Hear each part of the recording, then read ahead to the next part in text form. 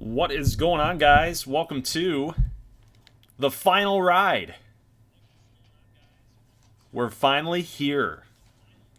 I know it's a late night stream, but we're going to be up. We're going to be up late with this thing. I got my Mountain Dew. I got my freaking Keebler Elf cookies.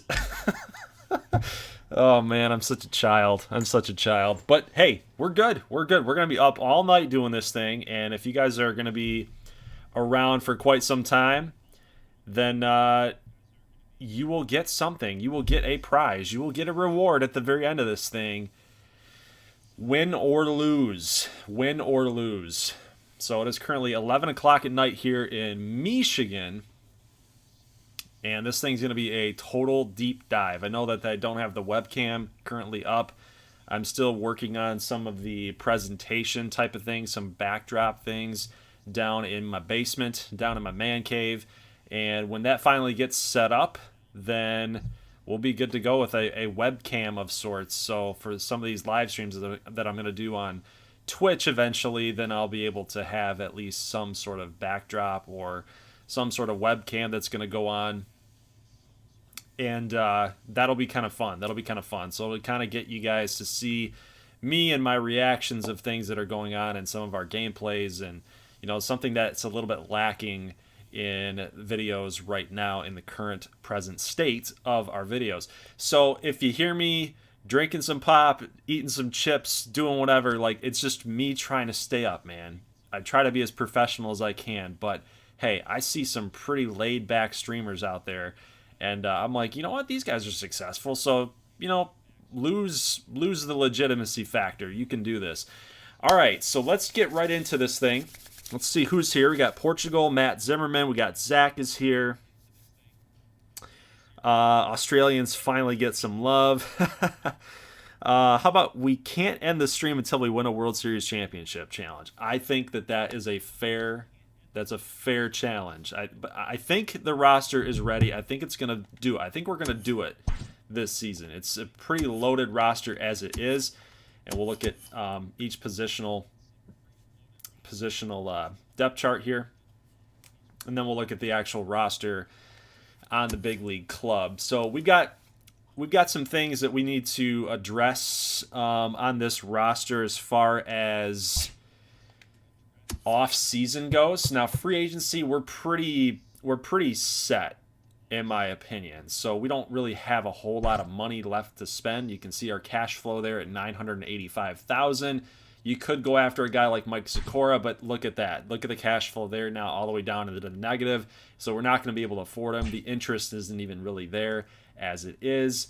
Giovanni Gallegos could go after a guy like that. Now, this would be a move that I think would really work for us. We do need a lot of pitching help, especially in our bullpen. We'll take a look here. Ullman at a 76, Balazovic 87, who's naturally a starter. You got Middleton, Ray Del Villar, and then Faedo down there as a setup option. So we could decide to spend a little bit extra money. However, here's the deal. Here's the problem. We also have to select our 40-man roster. We also have to try to sign some guys back with arbitration. Plus, we got tender contracts to worry about as well. So really, do we have a lot of wiggle room? Not necessarily.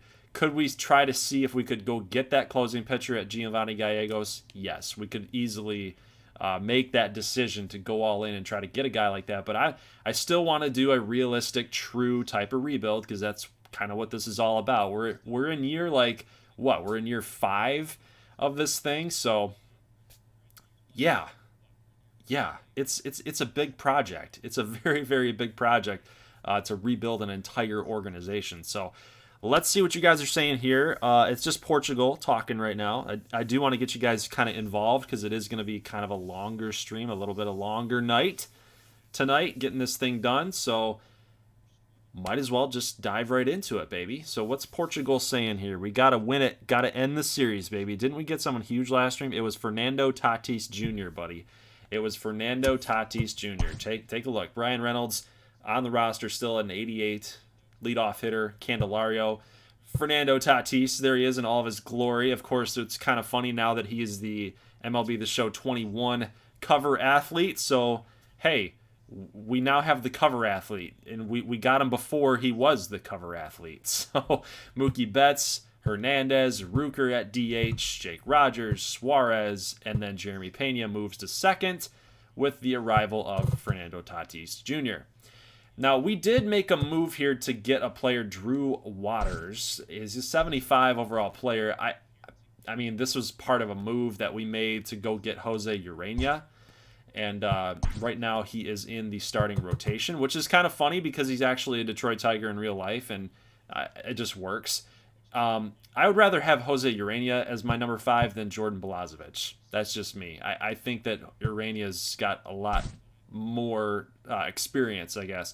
He's 33 years old compared to a guy that's 26. Like, naturally, if you were doing this for a little bit longer of a leash, you would definitely want to give Balazovic the number 5 role, because he's got an A potential, right? That just makes sense. But Urena, more experience, B potential, still a good player. I like the pitcher. He should be a nice little number 5 guy. So what I'm going to do is I'm going to let you guys know what is at stake here. So, of course, Zach came up with the idea that we are going to try to win I almost said Super Bowl. I was reading your comment. We're going to try to win a Super Bowl. We're going to try to win a World Series championship here in this stream. So it's 11:15 right now. I'm hoping that we can do it this season and it'll be done. Dunzo. So we'll be all finished up. But hey, knowing how some of this thing works in baseball, it's very difficult. In the show, it's very difficult. Might not happen. So we'll just keep trying until we can figure out the puzzle pieces in order to make it work. But what do you guys have to gain here? What do you have to gain here if you stay until the end? If you stay until the end of the stream tonight, no matter how long we go, if you stay until the end, you guys will be a part of the next MLB The Show series in MLB 21. And how that's going to work is custom prospects, of course. So naturally, I mean, hey, maybe in 21 you can actually create players to get into your draft. Maybe that's a possibility. If that's the case, then that would be great. That'd be amazing. But currently, right now, they don't allow you to do that. So the draft, basically you draft the CPU-generated players, the CPU-created players, and then you can go in and you can edit them and you can rename them and edit their attributes and things like that. So I will allow you guys that stick around to get into the series as one of our draft picks for the next MLB 21 series. And this year I didn't do an MLB 20 series. I did this like type of rebuild type of stuff. So it'll be more of a full-fledged, more in-depth type of series than this one. So let's get into it. Let's get this thing done and over with. We've got our 40-man roster set already, I believe. Actually, we're at 38 with MLB and AAA, then AA, that 2. There would be your 40. Our 40-man roster is as follows. If we go all the way down to the bottom and see who our worst player is on the team, it is Kyle Lewis. Yeah, Kyle Lewis, the big-time prospect for the Seattle Mariners. So, Kyle Lewis, welcome to the squad. You're 29 years old, though, so it didn't look like it panned out too well. Ryan Mountcastle, Garrett McMillan. I was really hoping McMillan would be kind of a factor in this series so far as our up-and-coming first baseman, but it really just hasn't worked out quite yet. But McMillan, I got to put him on the 40-man just because he is starting to get up there in age. He could be eligible for the Rule 5 draft if you leave him down there. Same thing with Nick Ames and Faedo, of course, at 29 years old. Daz Cameron, same deal. So these guys have to be on our 40-man. So I think the 40-man is good. I don't have anybody I'm really looking at here, like the best players, the quote-unquote best players you could lose in the Rule 5. I'm not too worried about Ojeda or Albert, not even Willie Santos or Blackwood. I'm neither here nor there on those guys. So with arbitration, what are we going to do here with these guys? Corey Ray, a center fielder, $2.4 million was his previous salary, and he's probably going to want a little bit more than that, right? Harold Castro at 2.2. I think we're going to let Harold Castro go. I just don't see a spot for him. I mean, I know he's really good at hitting right-handed pitching as a left-handed hitter, up in the 90s with right-handed contact or right-handed pitching contact. So he's a good player. I just, at a 79, that's really hard to let a guy go like that. But it's just money, and it's just playing time. So I think we're going to let him go. DJ Peters, a guy that I really, really hoped for that would pan out. Good bench player. I think we're going to go after him. I think we can bring him back to be that bench outfielder. At 28 years old, you're going to start maybe seeing him enter into his prime. 28 is kind of like the prime year for baseball if you've been kind of that fringe type of guy. Normally, like really elite players, right? Early 20s, 25. Yeah, that's when you start to see him start to skyrocket up. At 28, maybe DJ Peters takes the next step. I'm going to try to go after DJ. Corey Ray is a really, really tough decision. Really, really tough decision. Daz Cameron, I think we're going to let him go. That will open up a spot here for Riley Green to come up and take that backup role as backup center fielder. But Corey Ray, that's going to be a tough one to let go. But as you can see, guys, we are absolutely loaded with outfielders, and in particular, young outfielders. So Corey Ray, he's not asking for a lot of money, and you would probably want to take on a guy like that. But look at our outfielders, man. We got McKenna at 73 looking for playing time. We got Carlos Santos looking for an opportunity at 78. So we're just loaded here with outfielders. I think it only makes sense to let a guy go like that. There's only so many positions to make that happen. So Corey Ray, I'm going to not offer him arbitration. That's just going to be the decision that I decide to make. And we're not going to go after him. We're not going to go after Harold Castro either. I know there's no playing time for him, Zach. There's no playing time. Let's see what you guys are saying here. Zach says, no, don't let Castro go. He's awesome. Portugal, I mean, he's a baseball guy. Would guess he'd get the game. Oh, yeah, because Culver was asking if I was going to get the game. Yes, bring back Peters. Corey Ray has to go. Brennan Davis and Riley Green. Santos and McKenna. Save the money. I agree. That's exactly what I think we're going to do here. But we're going to offer DJ Peters a deal, and I think we're going to just give him a one-year contract. I think this is kind of like his prove me type of season, and he's not going to be an everyday guy. I'll make you an offer to get you to be a platoon guy. We'll give you $3 million for 1 year to be a platoon guy. I think you will gladly take that. And then Daz Cameron, 27 years old. He's still got a couple years in this organization. Maybe I take that back. We could bring him back if we wanted to. But, I mean, then again, has he really gotten it done when he's gotten chances and opportunities?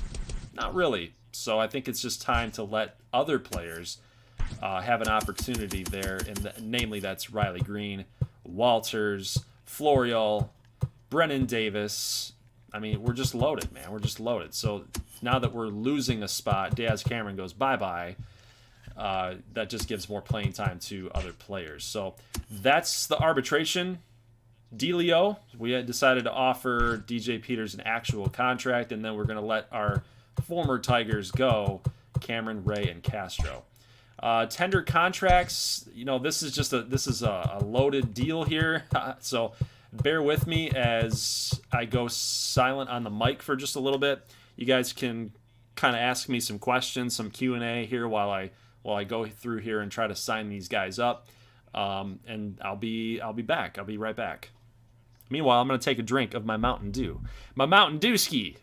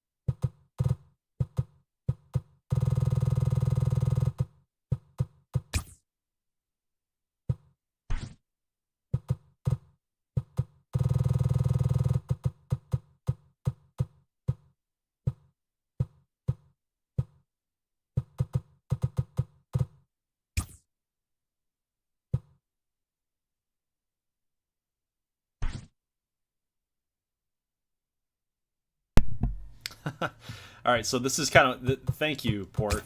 Now that I'm kind of looking at the chat here too while I do this, so, like the thing I hope they fix in next year's franchise mode is being able to sign some of these guys to a longer term deal. Like, and maybe that's just a part of like a baseball rule that I don't really know offhand, but it would be kind of cool if you would be able to, sign some of these guys that are down here a little bit more than 1 year or one season, because it is kind of repetitive, and it does get a little bit annoying here.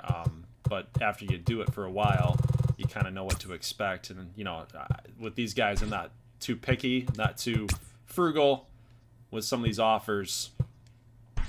But there we go. So thank you for the question. Let's see what you guys are saying here. What are your thoughts on the XBA and all these storylines, especially after UCLA lost to Florida Gulf Coast? I think it's insane. And I actually got my first comment asking me if I rigged it. I mean, that's the thing with Discord. You can kind of cover your tracks on that. So I let the guy know that, hey, man, I have the entire game unlisted. Here's the link. And go ahead and watch for yourself. If there's anything fishy, you let me know. And he didn't ever reply back. So there's no shady business going on. If I ever did that, if I ever did anything shady, like, you're risking your entire like YouTube, I don't want to say career, but you're risking your entire credibility on the platform. Like, nobody would watch you anymore. It's just like, this guy freaking cheats. It's just kind of pointless.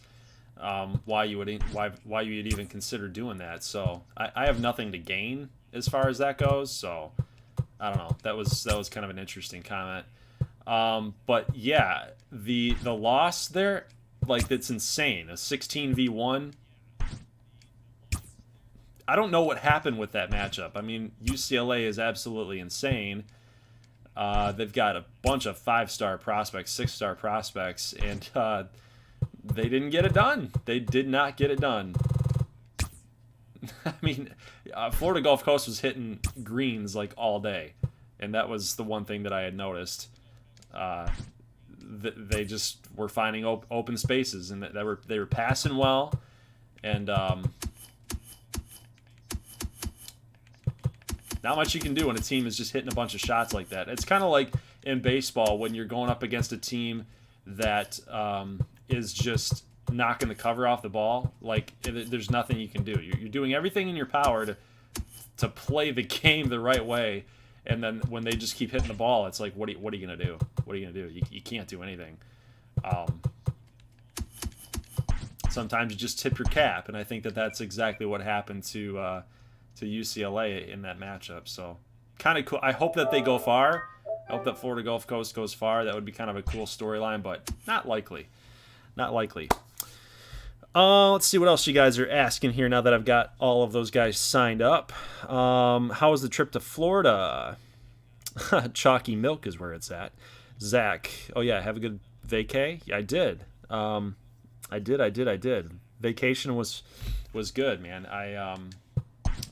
I went down with my wife and my child. So Eliza and I went to Cape Coral to visit her mom and dad. So our family were down there, and her parents. Why didn't I not sign this guy? I need to bring him back for sure. And Sandy Baez would be nice for the depth in AAA level, or AA level, I should say. But her family was down there, and her dad had like a bunch of his brothers and sisters. They kind of lived down south, and that's who came over a lot. See some big signings here. Austin Meadows goes back to the Rays, and then we had, who else went to the Angels? Yeah, Max Fried went to the Angels. So yeah, it was fun. Weather was nice, 70 plus degrees. I mean, it was good. I saw people in Florida like wearing pants and long sleeve shirts. It's like, dude, I'm out here wearing shorts and a tank top. Like, what is going on? Jeez. These people don't know cold, man. These people don't know cold. It was kind of cool too, because on the expressway when we were coming from the airport, we drove by the exit for Capital One. I think it's Capital One. Is it Capital One complex or sports complex where the Twins are at? Zach, you should know that. You should know that.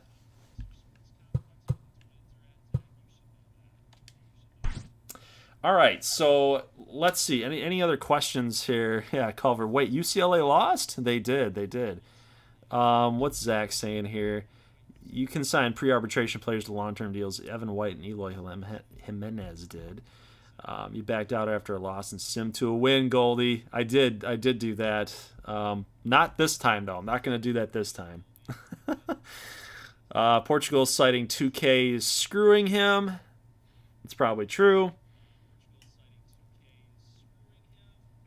Yeah, I was disappointed with that one too, Thor. I wish that the file didn't get corrupted, or like I don't know where it went. I have no idea where it went. So I had to redo it. Hawaii ended up winning that matchup, but then when I lost the footage, I had to go back and redo, and Miami won it. So watch, they're going to end up winning the whole dang tournament. Zach, you disappointed that you have to come back to the cold of Michigan? A little bit. I mean, I was thankful to get out there and get to the warm state and take a week off, but yeah, cold, sucky weather, and now we got a bunch of snow. So I think like 3 feet or something that's going on right now. So 3 feet. What am I talking about? Inches. 3 inches. 3 feet. Those Southerners will never understand true cold. No, they definitely would not. Definitely would not. Yes, Culver, I was by Fort Myers. Portugal, which is really funny because when I went down there, I saw a lot of Florida Gulf Coast attire. A lot of people wearing Florida Gulf Coast stuff, like some sweatshirts, some hats down there. It was kind of funny.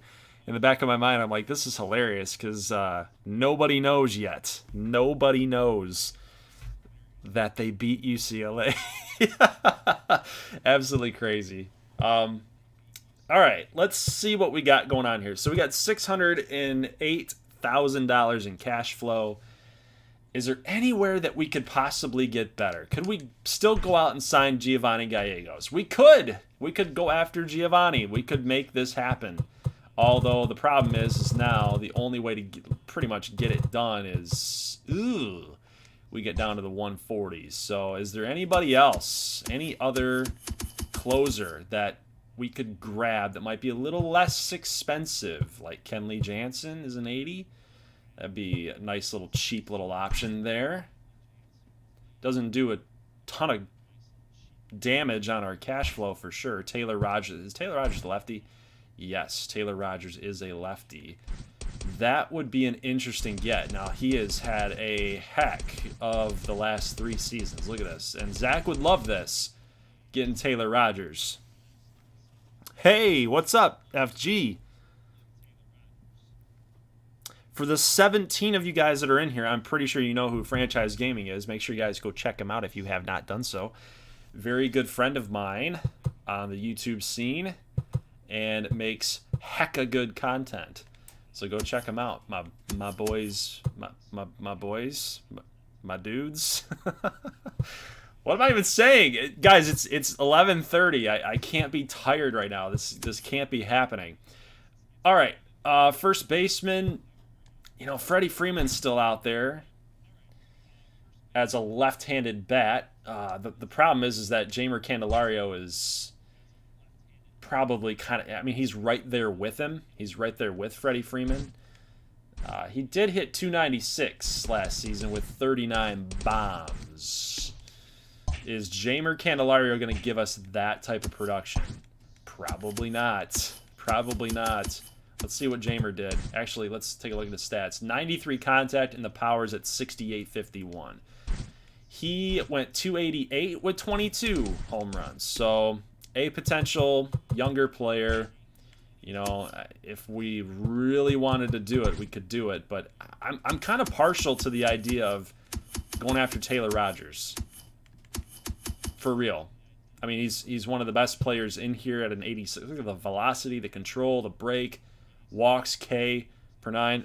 I think this is the move. I think this is the move that we got to do. Taylor Rogers, for sure. Like, what does this do to our... Yeah, it knocks it down by half. At 4 years, we could even knock this down just a little bit. I don't know. What do you guys think? What do you guys think? Do you want to do this? I think this is the move. For certain, I think this is the move. J-Rock says, "Yo, Goldie, how about those XCAA games last night? They were awesome." FG says, "Go for him." YouTuber stamp of approval right there. Zach, of course, the homer pick, says, "Do it." And Port says nothing. Port says nothing about it. Of course, he's off in La La Land. He's off in La La Land. We definitely don't need Willy Adames. I don't know why I clicked that. And then outfielders, we're set. Ramon Laureano is really good, but you know, we're just set. We're just set. And if you need a reminder, I will gladly give you one. For our roster, we're just good with outfielders. We're fine. Like Betts, Reynolds, Teoscar, we're fine. We're fine there. So I think the move is literally, I don't know why I'm clicking just buttons, guys. I'm sorry. The move is to go after Taylor Rogers. I think that's the pick. So he is going to be our closer, and I'm going to just go ahead and give him a player option. That way we can kind of, you know, knock this down a little bit, save some money. $14 million, 2 years, with his final year or being a player option. So hopefully he takes that. That will be a huge get for us.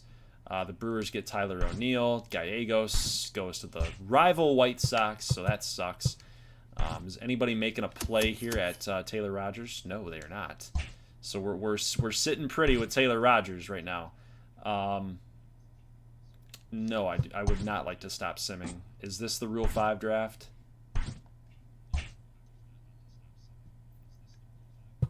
No, we're good. We're good. Taylor Rogers, are you still on board here with us?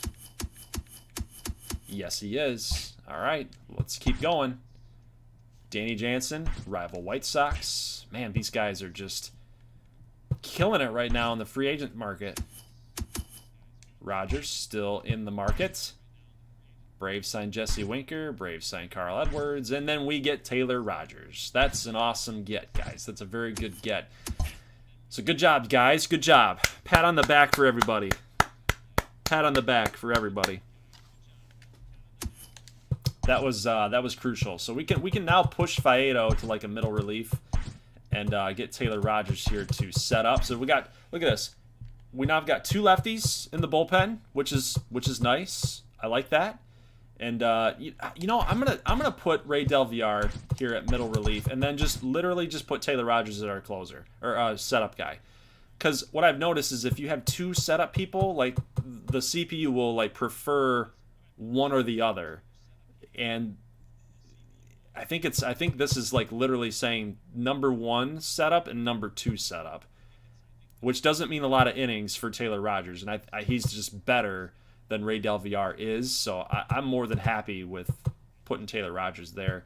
Until Joe Jimenez loses the job, I'm going to keep him in there, man. Look at the number of saves he had last season. 49, 45, 43. Like, he has been doing a bang-up job with shutting teams down. So Rogers is going to come in as a lefty specialist at this stage, a setup guy, and then if Jimenez loses the job, then he loses the job. All right, so guys, I think we're ready. I think we're finally ready to go. Let's see what you guys are saying here in the comment section. You're still talking about UCLA. That's cool too. Zach says, I've noticed that too. Number 1 setup guy always seems to get 60+ innings, and setup number 2 guy always pitches like 20. So yeah, it's kind of stupid.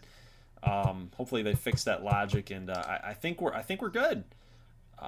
We have 41 players on our 41, so let's, on our 40-man roster here, let's check this out, see what we got. Kyle Lewis, you know, I'm not too worried about this. So you're gonna go through irrevocable waivers.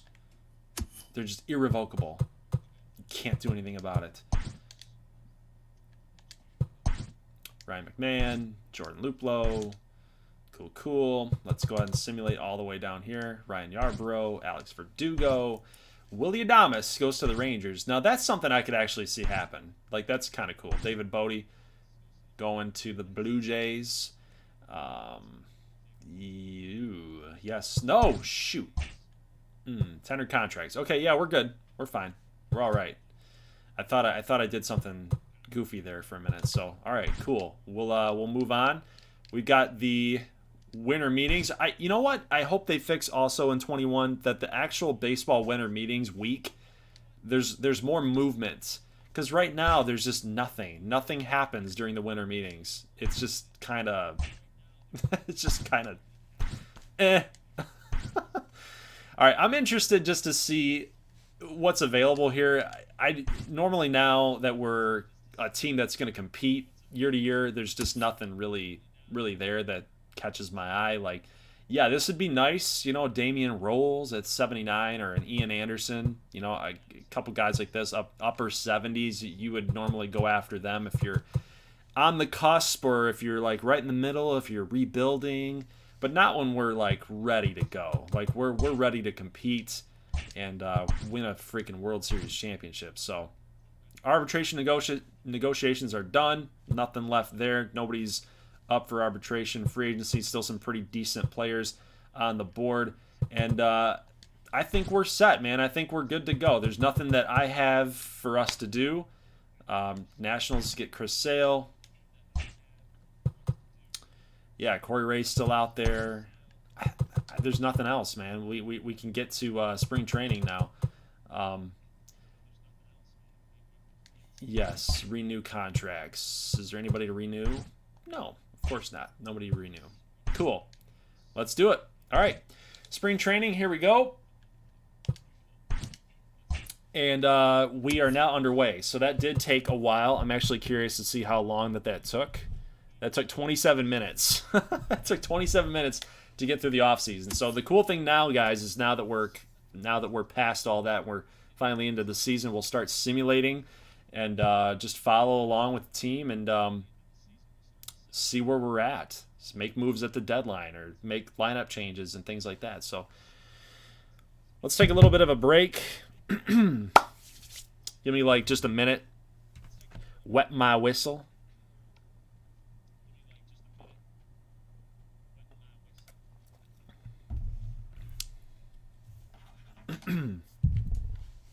We're ranked third, actually, which is kind of cool. Second in contact. Fifth in power. Second in pitching, which is really, really... I mean, this team should do some damage. But as we know, last season was... I mean, we had a really good year last year. We had a really, really good year last year.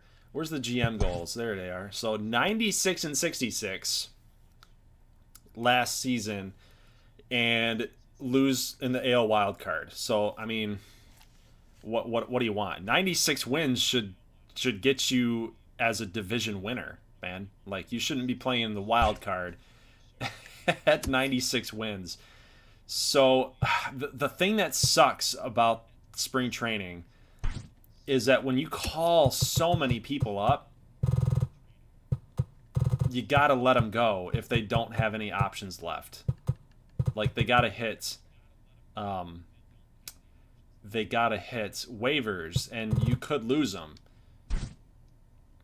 It sucks. It really, really sucks. But we'll monitor it. We'll save our progress so we don't like get anything crazy happening. But let's just get through spring training and get a little update here halfway through. We'll do auto fix and see how our lineup is doing, and then we'll do some shifting and switching. All right, so getting all the way through there, we're 10-10 currently on spring training. Let's take a look at our lineups, see who's performing and who's not. Brian Reynolds, 339. Candelario, 279. Tatis, 217, buddy. Working out some kinks, I guess, but 5 homers. I think that leads the team. Yes, it does. It does lead the team. Mookie, 2 home runs. 10 ribbies for Teoscar. Rucker, 268. Batting average is not so good. Not so good. Bobby Dahlbeck really struggling at 0.43. Garrett McMillan, 111. Mountcastle not doing too bad. Riley Green has a home run. That's nice. 353. Chadwick Tromp kind of struggling. But Jose Garcia, 435. You love to see that. Love to see that. So Brennan Davis hitting 400. He's 4 for 10 with 10 ABs. And then DJ Peters with 19 at 368. I think at this stage, normally what I like to do is I like to swap people that didn't get a lot of ABs and move them into the lineup. But we're past that point, man. We're past that point. This is the final ride, for God's sakes. This is the final ride, so we just got to get through it. And we got a long night ahead of us. Michael Fulmer, 713. Casey Mize, 29. Tarek Skubal, 0.6. That's sparkling. Absolutely sparkling. 5-2 for David Castillo, and Jose Urania pitching pretty decent at 3-6. Uleman, 5-1. Balazovic, 2-1. Josiah Gray in 8 1/3 innings with 108. Middleton, Faedo stinking it up.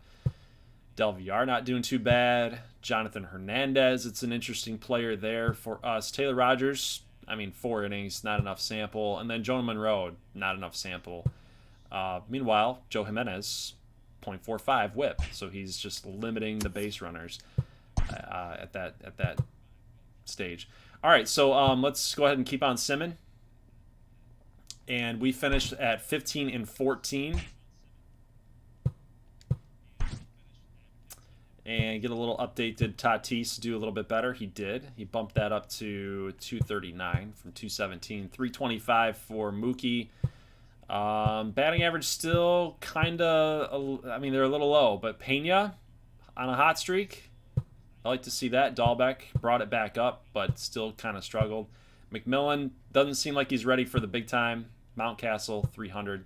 Riley Green, 360 at 25 at-bats.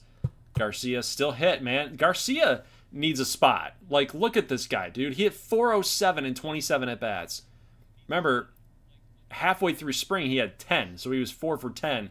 He carried that average throughout the rest of spring training. And 17 more at-bats. This is what he did. I think Garcia has earned a spot. Like, what do you guys think?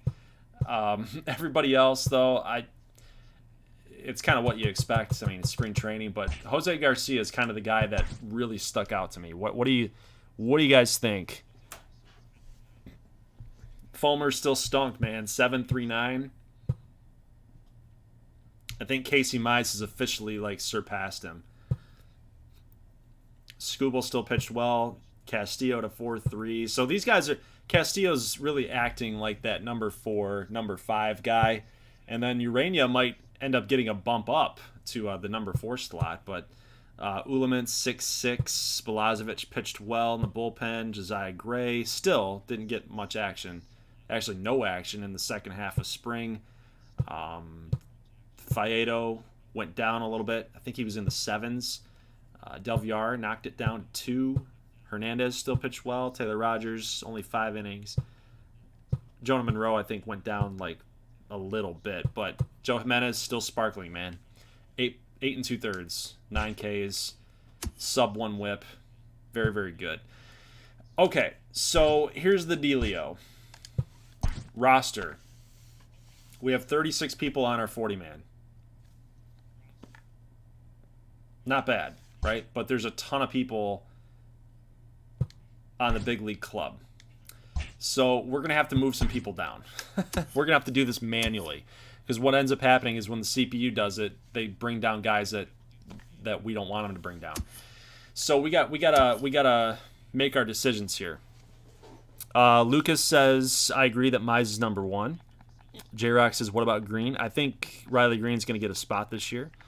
Portugal says Garcia and Green should make the roster. I agree with you. I totally agree with you. All right, so we're going to start at our positional players here. So we got Rogers, Trump. Always need 2 catchers. We're good there. First base, we can make a lot of headway here. So, no, we are not going to get Garrett McMillan up here, so we're going to move him to AAA. Mountcastle, we're going to move him down to AAA. Now, he does have to go down to waivers, but I don't think anybody's going to go after him. Now, here's the tough part, because Nick Ames, do you keep him on? I think you have to, because at a 75 at B potential, someone is going to claim him if you drop him. So we'll keep him on here, which is okay. We'll keep him on. Second base, we don't have anybody there. That's because Pena is playing second base, even though he's listed as a shortstop. So I'm going to go ahead and edit that. Let's see. Primary position is second. Let's do that. He probably got a little, maybe got a little bit of a bump. He did. He's up to an 89. Cool. Suarez, Dahlbeck, Paredes. I mean, you gotta keep that there too. So now we're starting to get into a little sticky situation here. Garcia, Tatis, Ruker, Peters, Teoscar, Riley Green. Oh my God, this is gonna be tough, man. This is gonna be very, very, very tough. Look at all these guys that we got to drop here to waivers. Brennan Davis. Ugh. We got to do it. We have to do it. Like, we don't have room. We just do not have any room. So Brennan Davis is now. No, wait, hold on a second. Brennan Davis is currently on optional assignment waivers. He cannot be moved between rosters at this time. Okay. Cool. Thanks, MLB The Show. All right, 1, 2, 3, 4, 5, 6, 7, 8, 9, 10. I lost count. Screw it. Screw it. Screw it. Screw it. Man, this I hate the way that they've done this.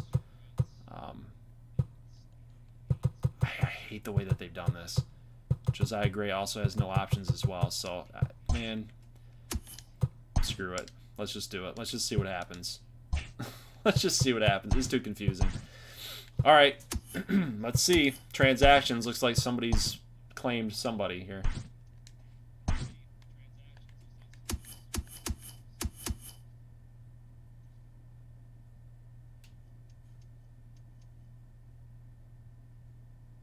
All right. So it doesn't look like our guys got picked up. So that's good.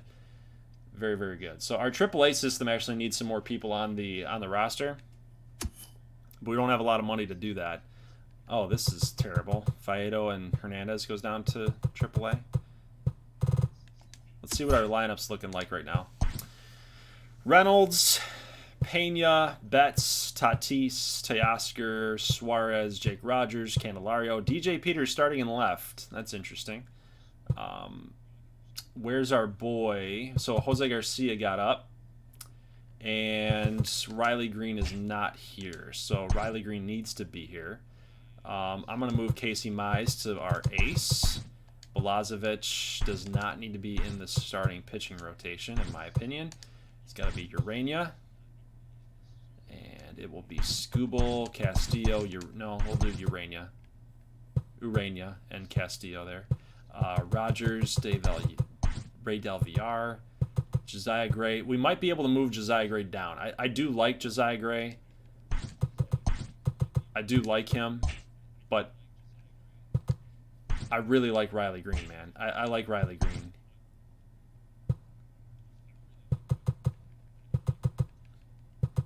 And we do need another backup outfielder, in my opinion. Like, okay, so we've got Betts, Reynolds, Hernandez, Peters. Could you find somewhere to put Riley Green? Maybe we address that middle part of this season, maybe. He's 24, though. Like, we could make this happen.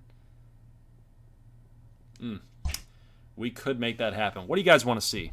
Screw it. Gold 21. Got to keep Green on as a backup. Trade Mize. He hasn't done anything in this series. Oof, man. Woo. Zach is getting feisty here now. He's getting feisty.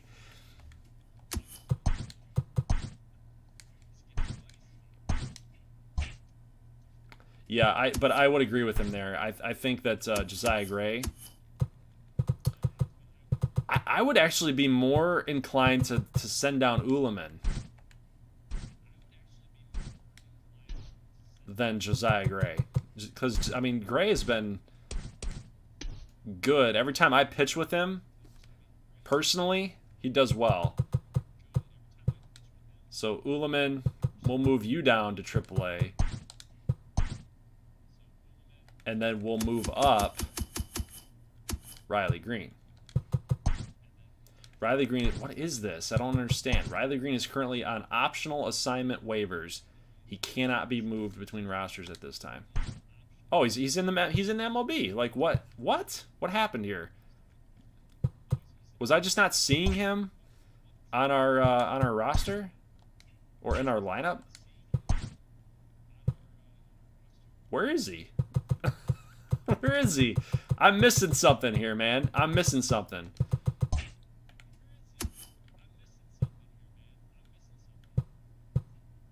You guys that have noticed something, you let me know, because I feel like I'm totally missing something. Anyway, our lineup is set. Yeah. Portugal, where is Riley Green gone? The mystery has everyone talking about it. Dude, I don't know where is he?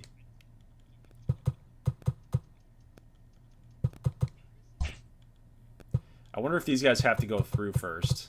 Like, plus we need to sign more people to AAA. So let's move up.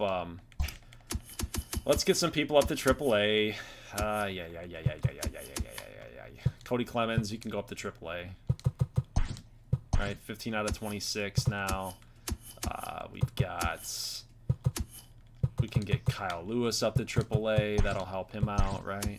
Carlos Santos can come up to AAA. That'll be fine. So now we're at 17, and plus all of the guys are on waivers. That'll be 18, 19, 20, 21.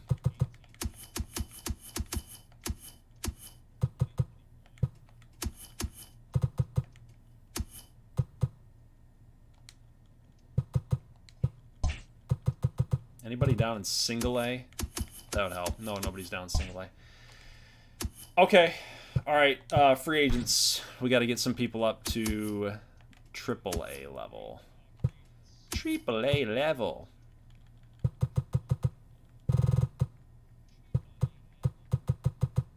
Joe Ross.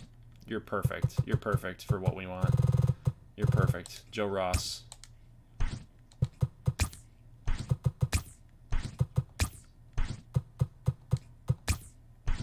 Cool. You know what? I'm totally just messing this whole thing up. I'm acting like I don't know what I'm doing now. I'm acting like I don't know what I'm doing.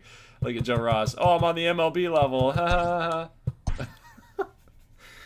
Ugh, guys. Okay, let's just get this thing started. Let's go ahead and sim and see how we do. So, let's take a look at the calendar. We got a road we got a road opener against Cleveland. Lucas Giolito against Casey Mize. Then we got Fulmer and Savale. And then we got Zach Plesac against Tarek Skubal. So let's go ahead and sim here. We get a win, 10-2, lost 6-9, and lost 6-7. Urania gets a loss. Mize gets a win, 6-20. What is that? Look at this lineup for Cleveland, though. Ramirez, Biggio, Seager, Conforto, Mercado, Bowers, Santana. That's insane. That's a really tough lineup. 20-6. They just left him in there. Casey Mize with 10 earned runs. Oh my God. That was disastrous. And so far, our spring has been kind of disastrous here. We're 7-9 right now. So I want to take a look here at what's going on with our team. What's going on with our team right now? Reynolds hitting 338. Pena at 250. Maybe it's this. Maybe it's the number 2 spot. Maybe we need to move Pena down back to number 9 where he was having a really good spring. Mookie's doing fine at 304. It's Tatis, dude. It's Tatis. Maybe he's not doing too hot right now. He's anchoring us down at 222. Teoscar's hitting 277 with 2 bombs. Suarez at 6 at 280. Rogers 235. Candelario's hitting 164. Ouch, man. Rooker's been doing well.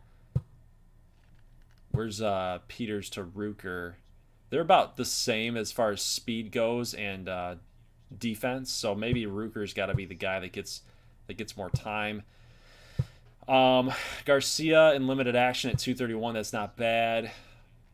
I think we got to make the switch here. Maybe we get. But it says Pena's on fire right now. It says Pena is on fire, so I'm a little susceptible to moving him. Maybe we bump Suarez up. A little added protection here with Betts, Tatis, and Suarez. Maybe that's why he's kind of struggling. Is Teoscar's not that menacing as Suarez would be. So we'll make that change. Let's see here what we got. Left-handed pitchers. We got Chadwick Tromp starting over Jake Rogers. Why would they do that? Just for pure contact? That's ridiculous.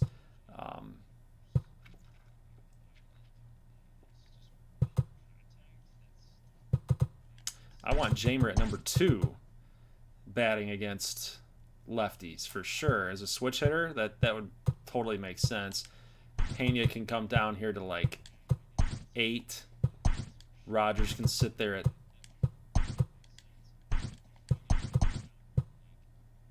power is 81. We want that 6. Okay, that's good to me. That's good in my opinion. So lineups, look at this. It changes to we're at manual. So why do they change it? It's so frustrating.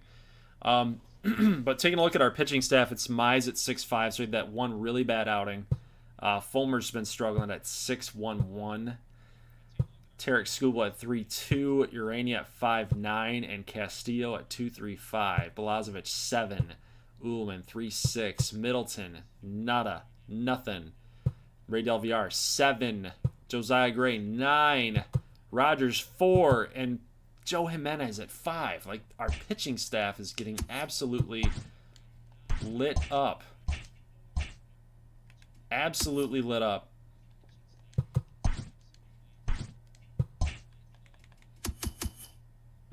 That sucks. That's really, really hampering us early in the spring. How did you lose 6-20? Because they suck right now. Maybe crack a Mountain Dew. Oh, man. Where's Riley Green? Terrible. Candelario having a terrible year. This game just hates you. I think you should trade Mize in a month if he keeps sucking. That could be a possibility at this point. All right, let's sim. We get on a little bit of a winning streak there against Minnesota, and we're going to sweep the Yankees in a 4-game set, baby. Oh, my God. Look at that winning streak. That's what I'm talking about. Ooh, I love it. I love it. Screw the Yankees. 1, 2, 3, 4, 5, 6, 7, 8-game winning streak, baby. That's better. That's better. Now we're up to 17 and 13 after a pretty terrible first couple weeks there. Indians. This is going to be a tough division, man. Very tough division. Every team is competent. Every team's competent. So let's go ahead and see what we've done here. Thomas Watson, Chet Burnett, .28 ERA. Mountcastle hitting well. Alan Gomez hitting well. Scheutzel sucking it up. All right. Tarek Skubal up to an 88. So he's gotten a little bit of a bump. Getting on a little bit of a cold streak, though. Castillo 2-3. Fulmer still sucking. Mize still sucking. What is going on? Is it the walks per 9? Like, man, oh man. I hope they fix that next season. Like, just your pitchers just absolutely get destroyed. It's insane how bad your pitching staff does. Middleton at 15 and 2/3. It's really good numbers for Middleton. He's literally our best reliever right now. Closing pitchers, we got Ray Del Villar, Taylor Rogers, and Joe Jimenez. Just kind of struggling there. Rogers, 181 for Jake Rogers. Yeah, that's not good. That's not good. Jamer's still doing terrible, man. 222. One home run for Jamer. Pena down to 241. Suarez 317, so he's kind of saving us here a little bit. I wonder if Paredes can play first. In real life, he has played first. I remember that. Dahlbeck, wait, did he? Did he? I thought so. I thought he was like he could play the corners. Tatis has really picked it up at 307. Garcia at 231. Somebody look that up. Somebody look that up. I'm pretty sure that Paredes has played first base last year. DJ Pitter's not doing too bad, 261. The Rooker's really picked it up at batting 400 right now and 40 at bats. So I think with him being on a hot streak, I think it's time to put Rooker at first base and get that thing done. So Riley Green, 250 at AAA level. I mean, that's not bad. Drew Waters. Interesting, man. He's 25 years old, hitting 329 down there. Interesting, man. Interesting. Reynolds hitting 304 at the top of the order. And then Betts at 364. Love it. Love it. Carlos Santos, 3 homers, 250. Yeah, I think that's the move that we got to make. It's time for Jamer to sit down. Sit down, buddy. You can still hit against lefties, but against righties, we're going to make the change. We're going to put Rooker in there. He's just got way too much power to be benched at that point. I think he's got more power. No, he's actually, if you look at his numbers, contact 62 to 70, and then 62 power against 69 power, you're probably thinking like, Goldie, that's not a very good move at all. Lefties at 95 contact, you got to leave Jamer in there, in my opinion. Rooker at 81. That is a tough dilemma in my opinion. That's a tough dilemma. But we're gonna try it out. Rooker's on a little bit of a hot streak. We'll give it some run here and see what happens. So let me see what you guys are saying in the comment section. CMI, Zach was right. We were wrong. Tatis, the reason why you probably have gone on that winning streak. I told you guys, but you wouldn't listen to common sense. God, Zach, you're getting feisty tonight.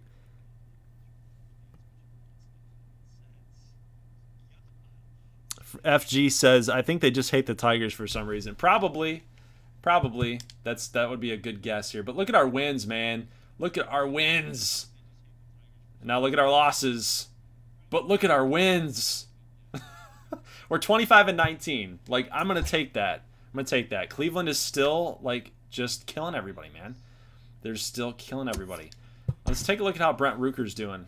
I really want to see this. Pena 227. Betts still raking. Tatis dropping here, dude. He got his paycheck and he checked out. That's really what's going on. Rooker's hitting 354. So he's kept it up, man. He's kept it up. Jake Rogers 158. DJ Peters. Look at DJ Peters hitting 307, baby. This guy's a grind. Like, dude, I told you at 28 years old. Like, that's the time. That's the time you got to do it. Bobby Dahlbeck's 29, so I was hoping that he would take the next step, but didn't get too much of an opportunity. Jamer's hitting 203 now, hitting against lefties. Isaac Paredes 474 in 19 ABs. Did we ever look up if yeah, Jamers played first. I know that much. I know that, but I was looking for Isaac Paredes. I thought that Paredes has played first base. Mize is pitching a little bit better. Fulmer's still struggling a little bit. 4.6. Look at these ERAs. Look at these ERAs. Oh my God. Is it the hits per 9? Like 72, 66? Like what is going on, man? Like dang. Dang almighty. It's so bad. It's even Taylor Rogers is being affected by it, man. He's got 87. Like, I know 11 and 2/3 innings, but geez. Our pitching staff is just getting absolutely wrecked. Let's finish the month of May and see how we finish off here. We'll keep looking at some stats. We're getting more wins than losses, which is nice to see, of course. 34 and 24. We're not doing too bad. We're hanging in there. Cleveland's still 38 and 21, though. Let's get a standings update. American League West. Astros at 39 and 20. Angels 37. Rays, Yankees. Look at the Yankees at 29 and 30. The AL East. What happens if we would play in the AL East, man? I mean, geez, we'd still be in second place, but dang. We're still in the wild card running. White Sox are right behind us. Twins. Like, I wasn't kidding that the AL Central right now is just... It's a tough division, man. It is really, really tough. Really tough. Comment section time. Jake Rogers sucking. Flash JD. Just pre-ordered MLB The Show 21. Do you think it's going to be any good? I haven't heard any news about it other than they're trying to revamp franchise mode. I don't know. I have low expectations, man. I have really low expectations for this year's game. If they don't improve on the relocation or the expansion teams and stuff and how to create teams, it's just like why even mess with it? I don't know. But Brian Reynolds hitting well. Pena 243 now, 342 for Betts, just killing it. 58 ribbies. Tatis has been getting hot and been getting cold. 296. Suarez still holding strong. Double digits in home runs. Teoscar double digits in home runs. 295. Brent Rooker, baby. Yes. Yes. We're basically a month into when he's now had the starting role against righties. Like, look at his numbers, man. 350. 350 at first base. Jake Rogers still struggling, man, at 184. So I think it's time to drop him to 9 and get DJ Peters some more ABs. Maybe just a minor uptick. Against lefties, look at, so the CPU has decided that Rooker's going to start against lefties as well. Where did Candelario go? Oh, wait, no, they put him in left. And then Candelario's here at first. So he's starting to slowly climb back up at 213. Good to see. Good to see. Rotation. 5-3-8, 5-7, 4-3, 4-2, 2-6. God, it's just brutal. I'm gonna keep saying it over and over and over again, but it's just brutal. It's just brutal right now. Let's get a little bit of an update down on the farm. How about that? Tyler Webb pitching well. Jesus Anaya, Steve Bale, 277, decent. Streutzel sucks. Roger Rodriguez, whoever the heck that is. Let's see what you guys are saying. Rooker, my guy. Out of 34 games last season for Paredes, 33 starts at third and 1 at DH. Okay, all right. Well, I guess he never played first then. Thanks, Zach, for that. Portugal, we need to get Amarillo in an XBA franchise. It'd be so funny. Amarillo Armadillos, baby. Let's go to June. I'm going to risk it here. I'm going to risk it for the biscuit. Let's go to June and sim. It's first-year player draft. We'll simulate the draft. We don't really care about the draft any longer. Yeah, 40. I mean, we're still hanging in, man. We're still hanging in. White Sox is a big series. It's a big series sweep. And then we split the series there down at the end of June. But we're 49 and 35. Still in second place, man. We're 7 games behind the Cleveland Indians. Jeez, oh, Pete's. Look at these guys. We're scoring more runs than them. But our runs against, 372. 372's got to be the tops in the entire American League, right? No. Red Sox, Yankees. So the bad teams, the really bad teams. 469 for the Orioles. Holy crap. It's so bad. 470 for the Rangers. Jeez.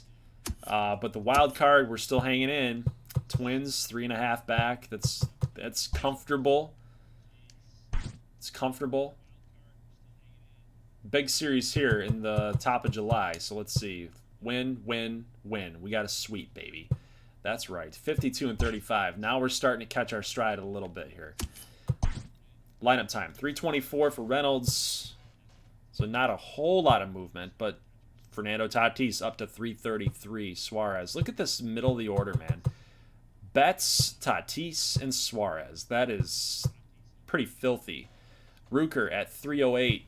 DJ Peters, 288, with double digits in homers. Yes!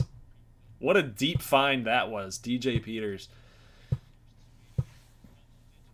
Candelario up to 237. Trump at 259. Trump at 259. Now, when you look at both of these players, man, take a look at what we've got going on here. So, Rogers with 73 arm strength. Trump at 78. Fielding is only a +3. Reaction is -2 for Trump. Speed, contact a little better for Trump. Contact better on lefties for Trump. Power is a little down for Trump, but vision is so much better. I mean, do we want to rock the boat? Do we want to rock the boat? I mean, we're winning games right now. I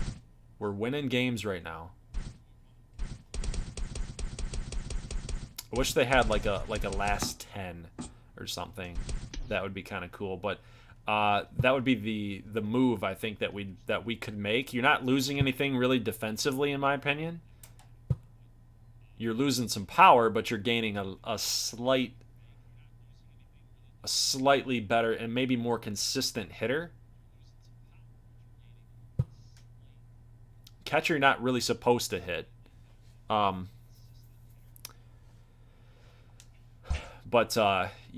I'm more partial to just keeping him in, honestly. I'm more partial to keeping him in. So the only guy that we have here to start the American League is Mookie in right field. I'm not anticipating any of our pitchers there. I mean, I'm not even going to look.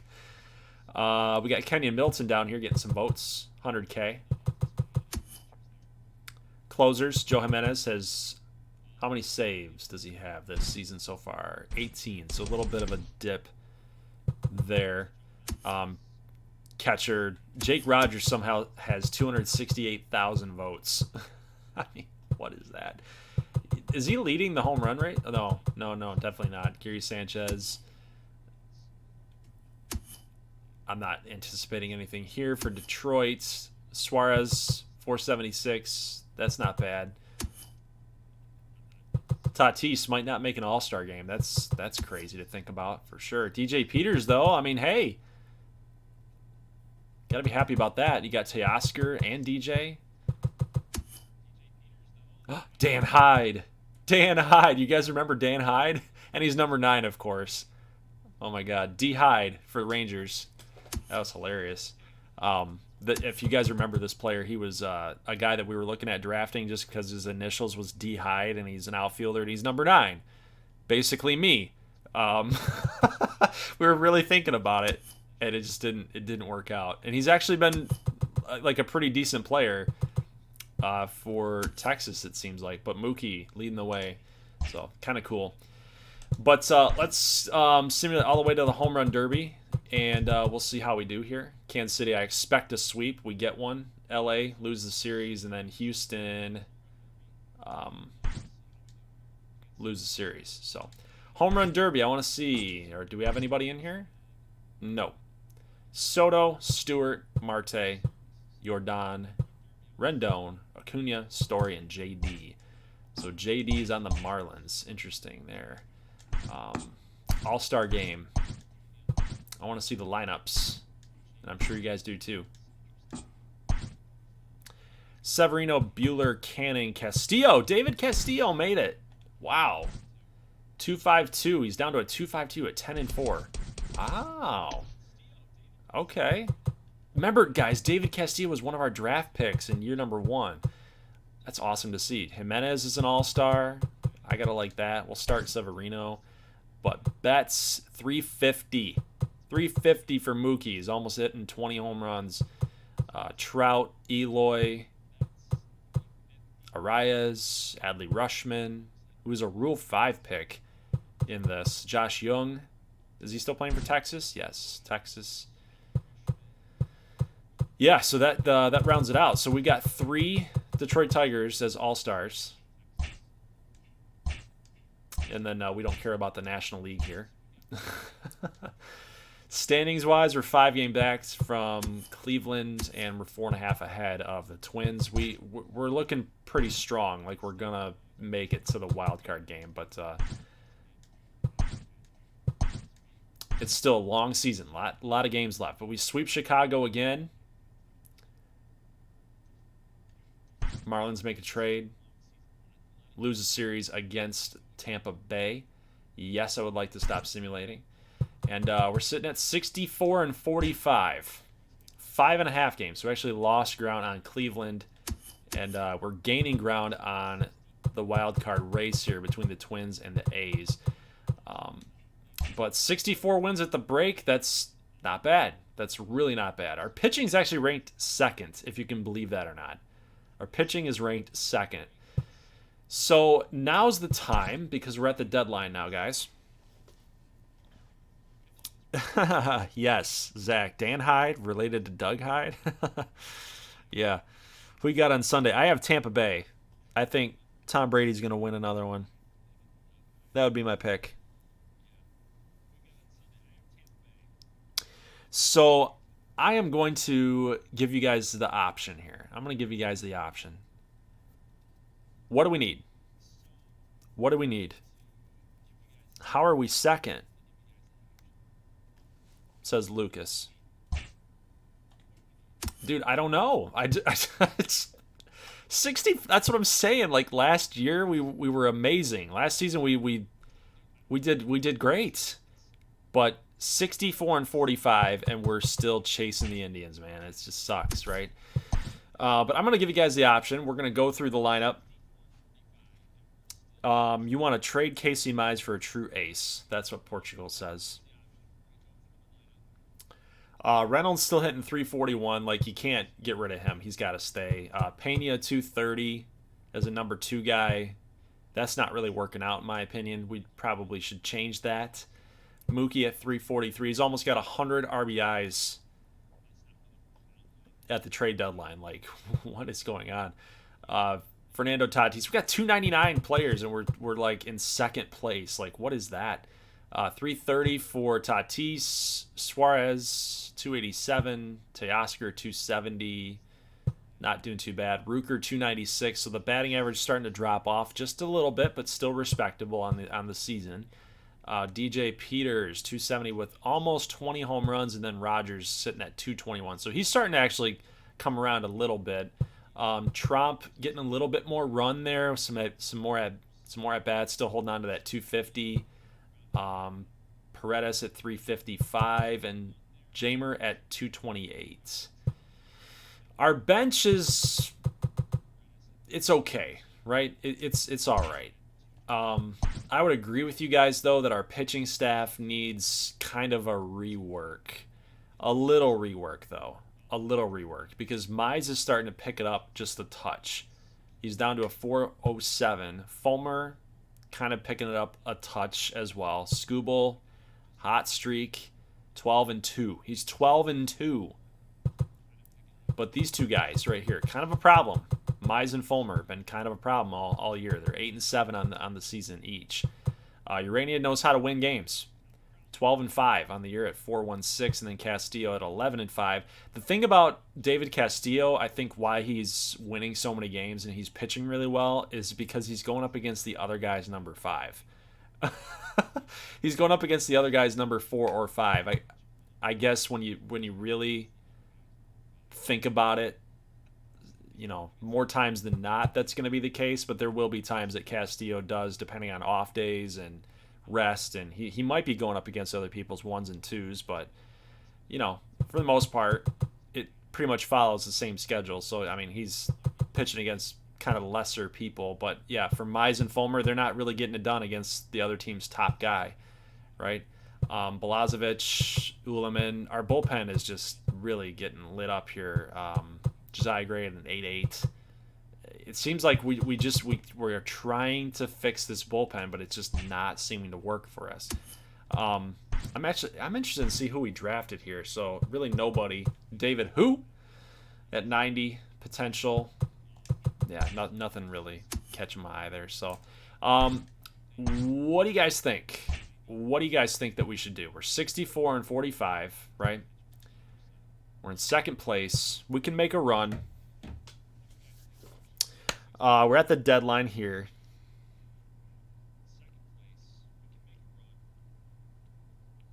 J-Rock says your bullpen needs some guys. Zach says upgrade catcher or a big-time DH.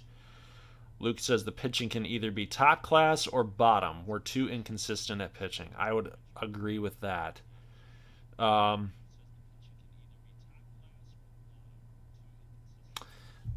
Portugal, we're batting more runs in than the Indians. It's a pretty close thing. Like, when you really look at it, like 5.5 games in division is pretty close. Like, we're going to play the Indians a little bit more during the year. Like, I want to see how many times we get them. Like, we got 2 months left. We don't get them in the entire month of August, and we get them... Oh, man, I was wrong. We only get them 3 more times. We only get them 3 more times in September. So, yeah, it's really going to come down to the upgrades that we try to make. But the problem here is that with the cash flow right now, we gotta match dollars.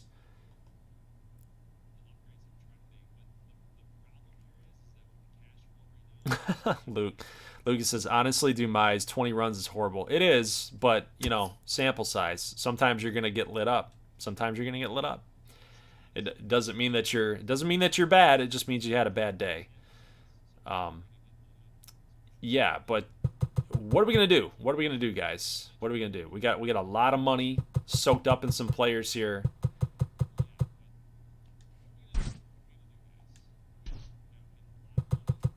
Who are we going to move on from? That's the question. Do we trade some of our prospects? Do we sell? Do we go all in? Upgrade bullpen catcher or a big-time DH? All right, well, that's what we're going to look for then. That's what we're going to do. We're going to put our sleeves up. We're going to roll our sleeves up and look. We're going to find a trade that's going to push us over the top. So, again, the question now becomes is, do we sell the farm? Do we sell the farm? If you want a big bat, you could throw in Hernandez in the trade. Teoscar at 5.9 mil. 270, 356 OBP.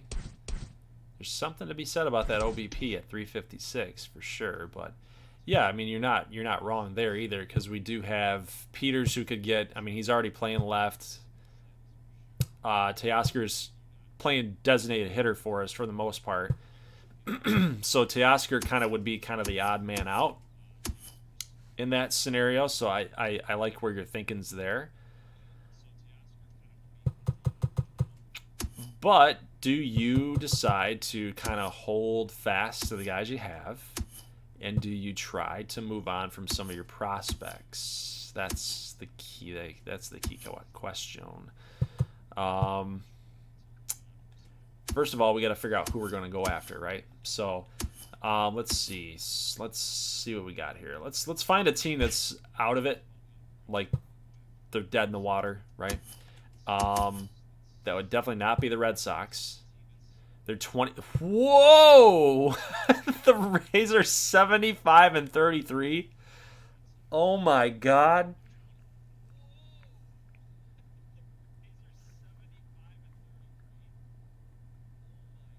Are you kidding me?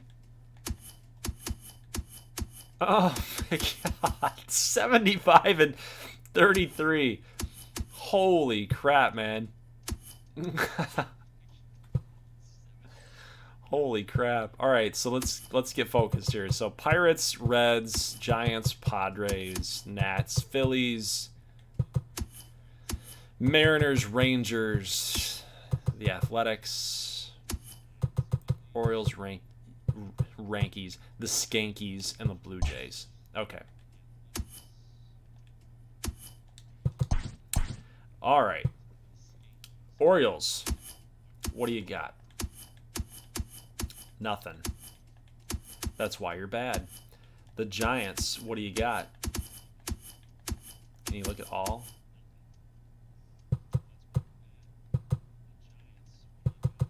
Other than pitching, they don't have much, right? I mean, Trevor Bauer you could go after, but he's a little old, man. 34 in this, and the numbers are not that good.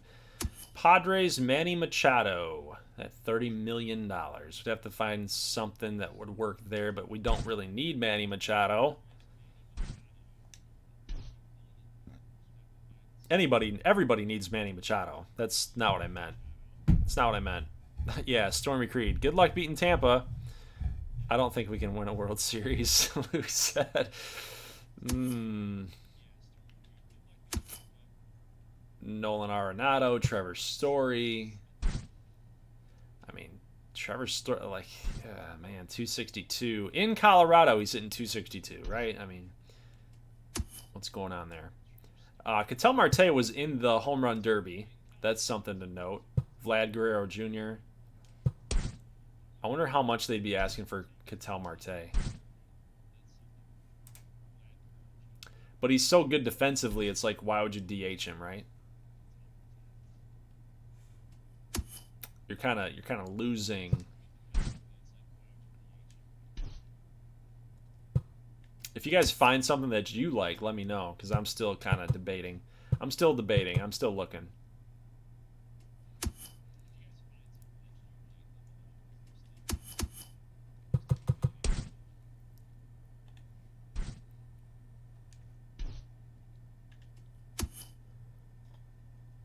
Trade for Ian Happ. That dude is broken. Yeah, where's the Nationals here? Because I think that's where he went. So Ian Happ is actually 15.9 mil at 85. 14 homers, 55. Dude, in gameplay, he's definitely like he's OP. Get Jason Giambi.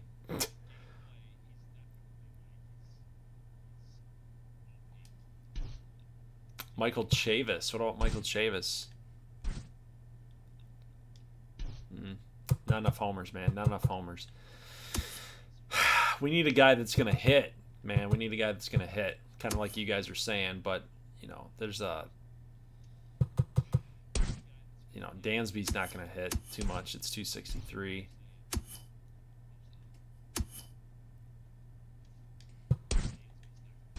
$262. This is going to be tough, man. What about Evan White? How's he doing? 295. Only, I mean, 16 homers. That would be a cheap get. That'd be a really cheap get. Power, though, is only really respectable at lefties.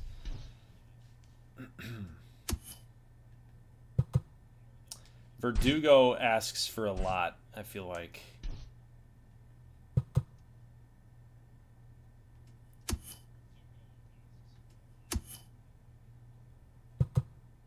Joey Gallo in division for the Twins.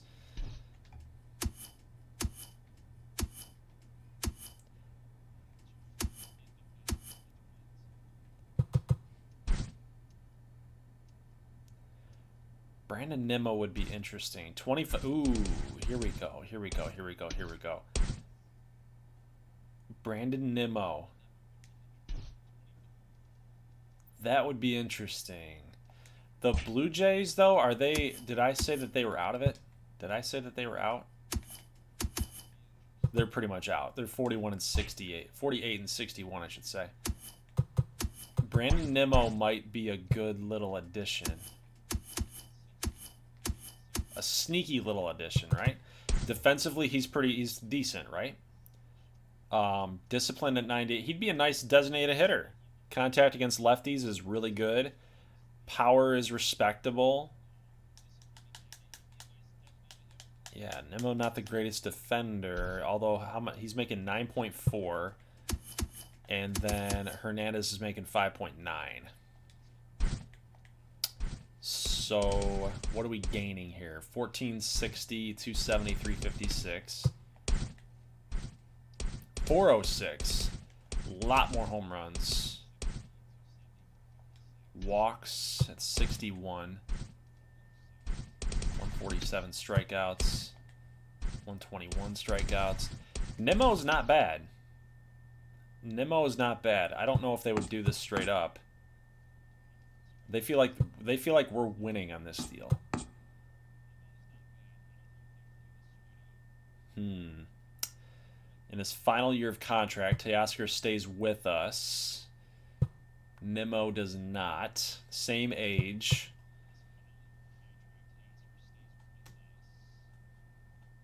I don't know either, man. I don't know either. Let's try to go after Nimmo and see like what we can do here. So, what can we give up that they would take without getting rid of course, Teoscar, right?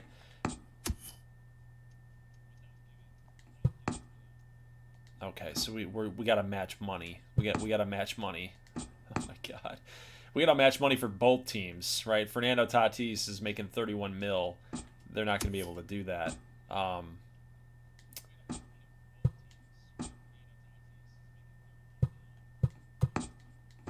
Like even offering Dahlbeck, and yeah, this is going to be tough. Let's see what the computer says. This is the only trade that they think would work. Would be Urania, Ames, and Santos for Brandon Nimmo. That's a lot. That's a lot for Brandon freaking Nimmo, in my opinion. Let's look at Carlos Santos here real quick, right? Contact is terrible at 54, 78. He's no Brandon Nimmo. You know? He's no Brandon Nimmo.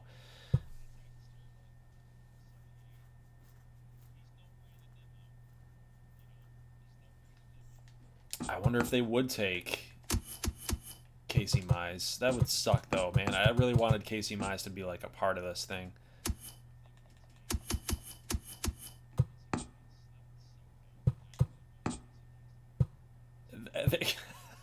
Casey Mize straight up for Brandon Nimmo, and they say, nah, we feel like you should be giving up a little bit more.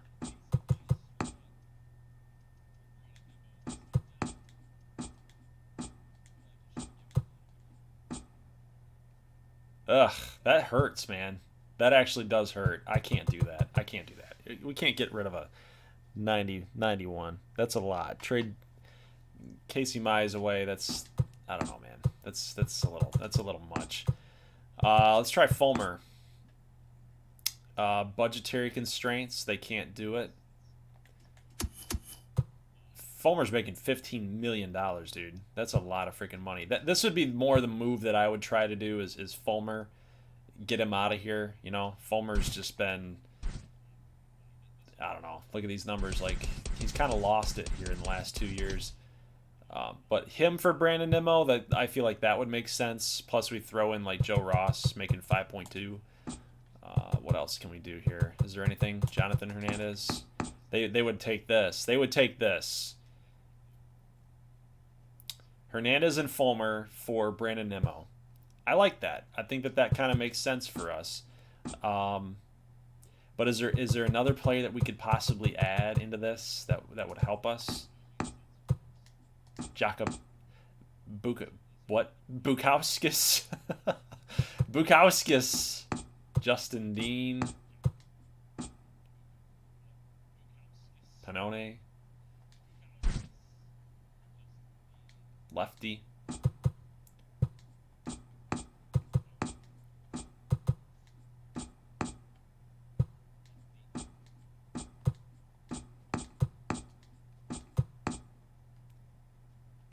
I kind of like that. I kind of like that trade, guys. I do. Thomas Pannone and Brandon Nimmo for Fulmer and Hernandez.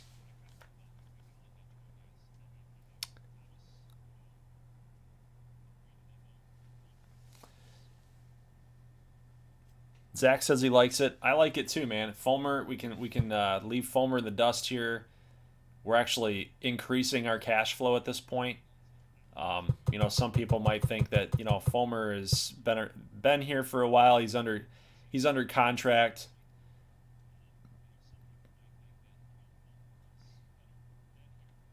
But we know our pitching sucks, right? We know our pitching sucks. So this move is almost an admission that our pitching sucks, and there's not really any wiggle room to make our pitching better. So you're almost looking at it like, well, we get a bullpen arm that maybe could help us, and then you've got Brandon Nimmo who can kind of help the offense. So let's do this trade. I think it works for us. Michael Fulmer goes bye-bye, and we get Brandon Nimmo in our lineup. So we have to figure out where we're going to put him now. So he's got 25 home runs, and we don't even, like, we have Betts, Tatis, Suarez. Those are the only guys with 20 home runs, right? The guys right in the middle of the order. And with Nimmo batting lefty and Hernandez batting righty, you almost could say Hernandez gets righties and Nimmo gets lefties. I like that. I really like that. So Nimmo gets lefties. Look at his contact numbers at a 91. We can get Candelario out of this situation. We can put Nimmo here at 2 so we can actually get some power there and some contact versus what he's doing here at 40, right, and 93. We can move Candelario down a little bit against lefties. So this is a good move. I think it's going to help our offense, and we'll go from here. So I think our offense just got a little bit better on that trade. But I think now we do have to go out and we have to figure out what we're going to do about our starting pitching staff. So we lost Fulmer. It's time to go get like a true number 2 type of guy.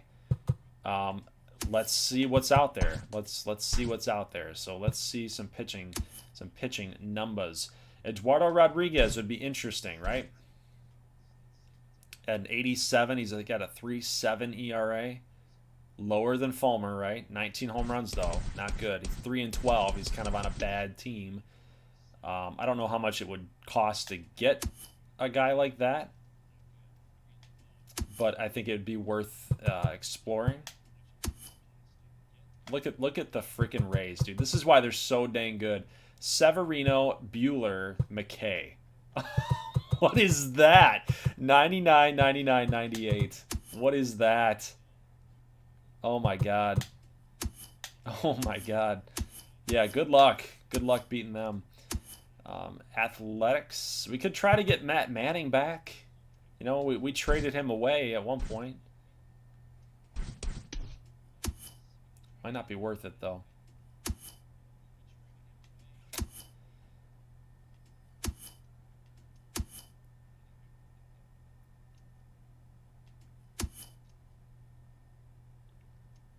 Barrios would be a lot of money. Sean Newcomb, how's he pitching? 4.8. Chris Sale, how's he doing? 2.8. So Chris Sale's kind of hanging in there still.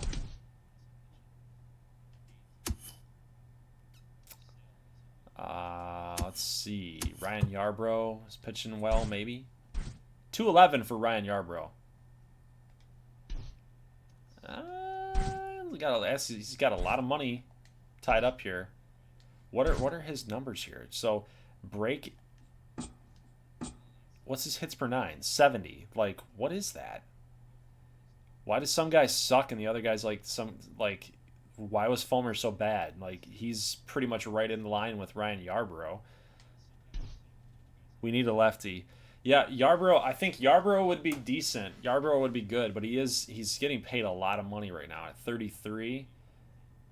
Now, remember, we did get rid of Fulmer, who was making 15 mil, who also had 3 years on his contract. Yarbrough would be decent to go after. John Means, 303. John Means is pitching well, too. Maybe it's the National League effect. Like, that could be a factor here, but I don't think John Means would fetch a huge price, to be honest with you. Plus $8.8 million.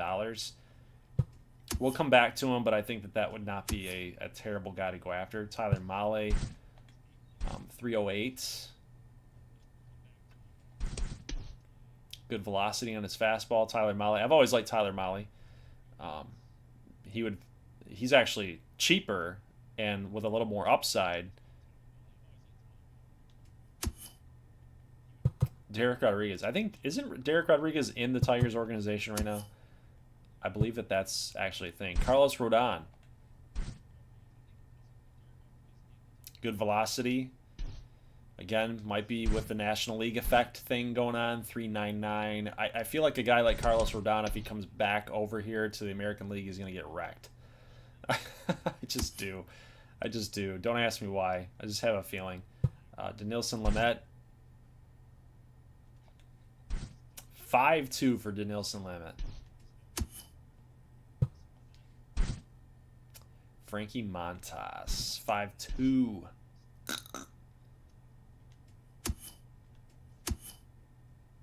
Oh, Clayton Kershaw's down to an 86.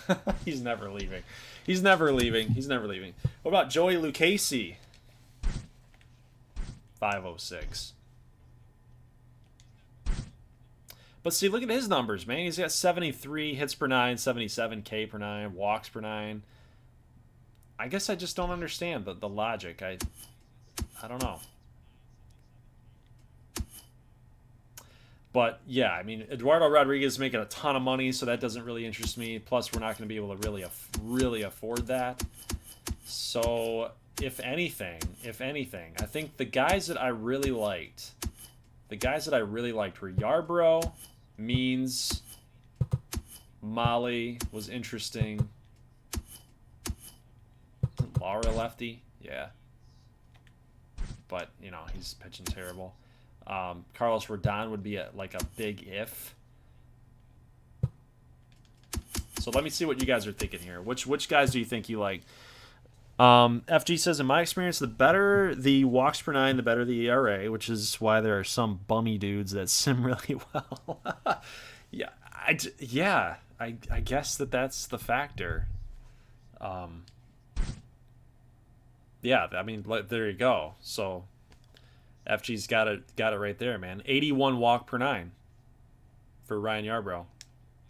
That's why his ERA is so good, and his WHIP is so good. Let's look at John Means. What's he got? So his walk per nine is a 79. 303, 1-1. and then a guy like, let's say, like, who was it? Who was it? Who was a better overall player? So like Denilson Lamet, right? His walks per nine is a 58, and he gets shelled. There you go. FG's got it. Just a simple, hey, buddy, here's a reminder. Thank you, FG. Thank you. Now I know. Now I know that's just solidified. It's solidified. That's a fact. Yes. Luke, I'm letting the people decide here. And Stormy Creed's got the right idea. So go ahead and vote it up. Yarborough or Means? Who do you guys want to go after here? Just remember that Yarborough is probably... I mean, he's asking for a little bit more money. He's getting paid a little bit more money than Fulmer was. Fulmer was at 15 even at 3 years. And then you would get John Means at a lot cheaper of a cost for a longer term. What's up, Parker? Everybody's saying 1 so far.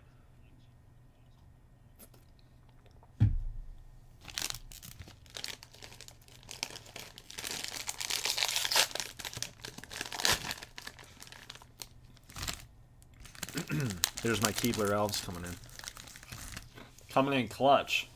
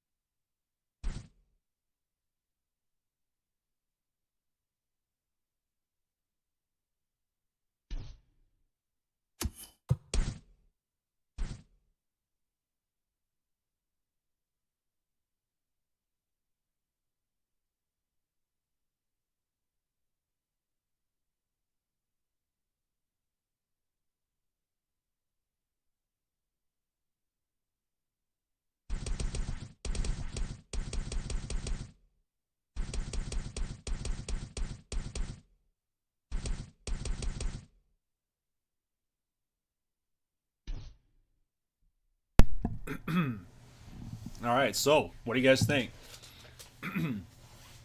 There were a lot of votes. I think the majority went with Yarborough,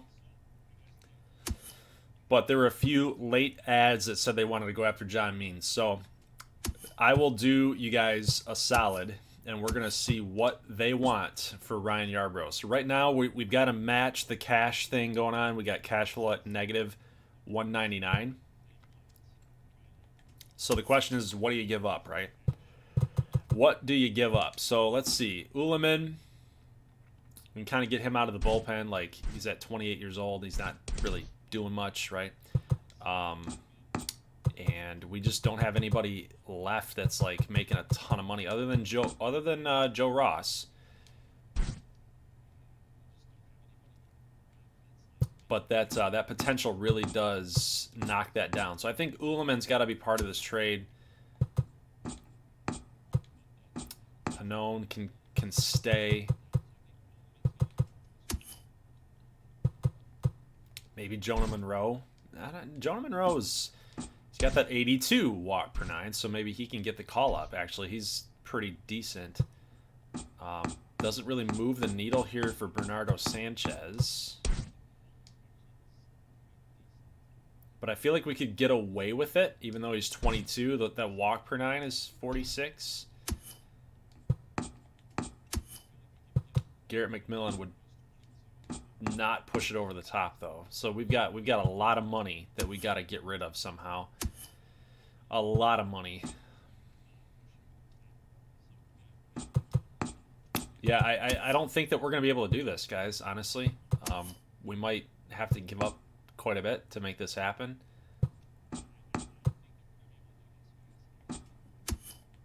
But is it worth it? Throw in Jamer, they say. Now that would be a good idea. Throw in Jamer. Boom! You guys are so smart. You guys are so smart. That's a great deal. That is a great deal.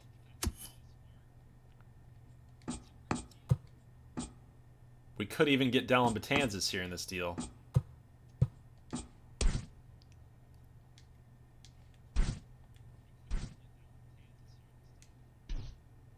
could get Dellin Betances.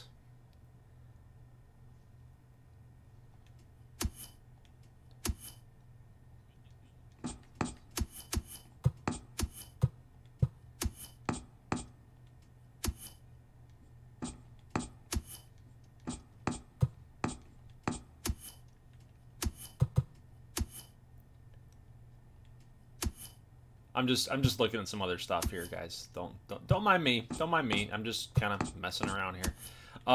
Yeah. So I mean, what do you think? Do you want to, like, we could throw in Dellin Betances? Zach is a genius.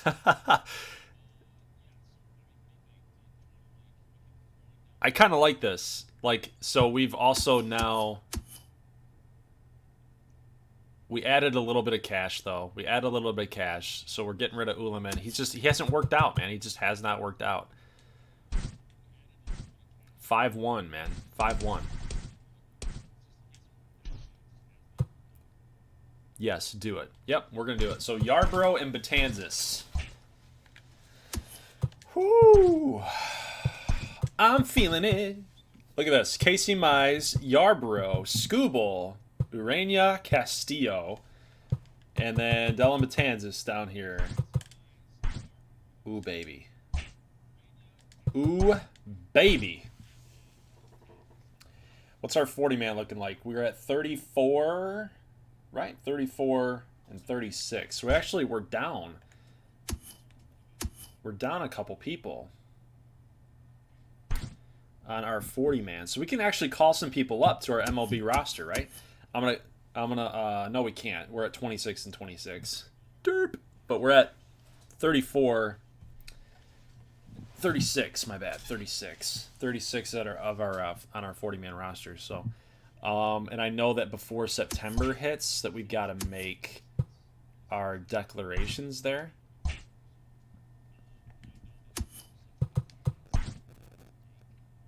So just something to think about. All right, so now that our boy is gone, I think we're done. Watch us get swept or sweep Tampa. Oh, dude. Save the progress. Holy crap, I haven't done that in hours. Oh my god, that would have been so bad. Would have been so bad. Okay, so I think we're done. What do you guys think? Do you think we're done? I think we're done. We got rid of Jeimer Candelario. He hasn't really done a whole lot this season. He had a couple moments there, but I think, we got rid of Fulmer. We got an extra bat, basically a Jeimer replacement in Brandon Nimmo. And then we replaced Fulmer for Ryan Yarbrough. I think those are winning moves.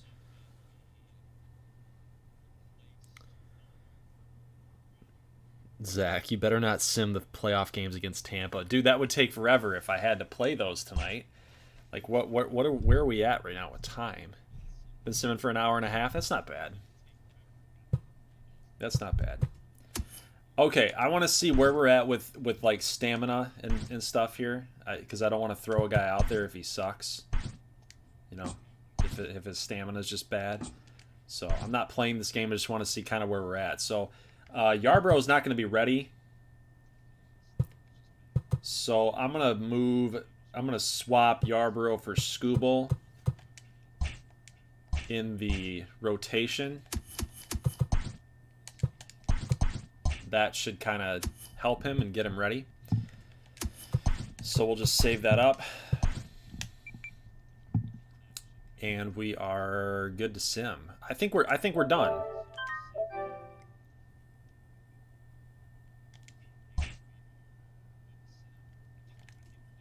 Let's review real quick. Let's review. Lineup. Reynolds. Pena. Which I'm still a little iffy on having him number 2. Betts. Tatis. Maybe back in the 90s you'd have a guy like this who can bunt a little bit and, speed. But like in today's game, more of the analytics are saying you want kind of a power guy as your number 2. Get more ABs. But Betts, Tatis, Suarez, Hernandez, Ruker. This is against righties. Peters, Rogers. Lefties.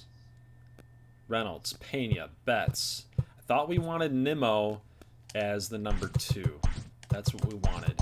And then Rucker down here, Dahlbeck playing first, actually. Dahlbeck playing first. Can Nimmo play first? No.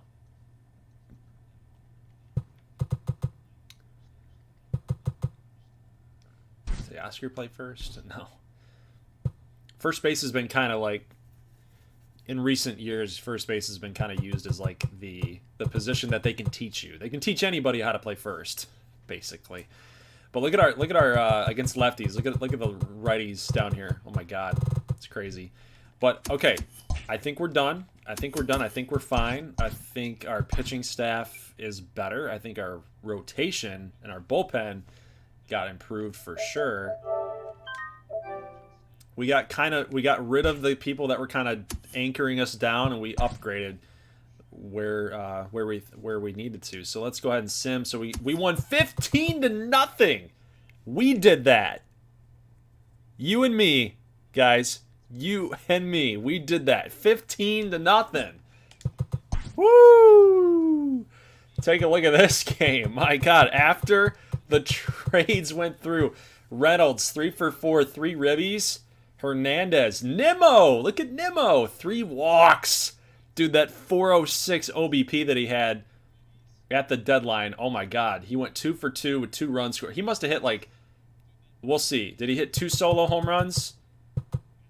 No, he didn't hit any home runs. He hit doubles, singles all over the place. Oh my God. Me too, Zach. I do. I like guys that get on base. I like guys that walk a lot.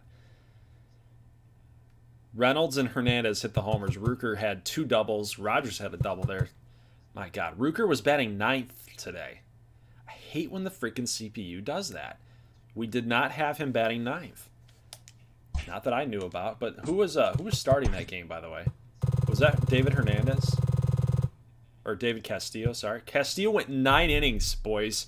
Castillo went 9 innings. Dude, yes! I'm so pumped. When I see the prospects that we drafted do well, that pumps me up, man.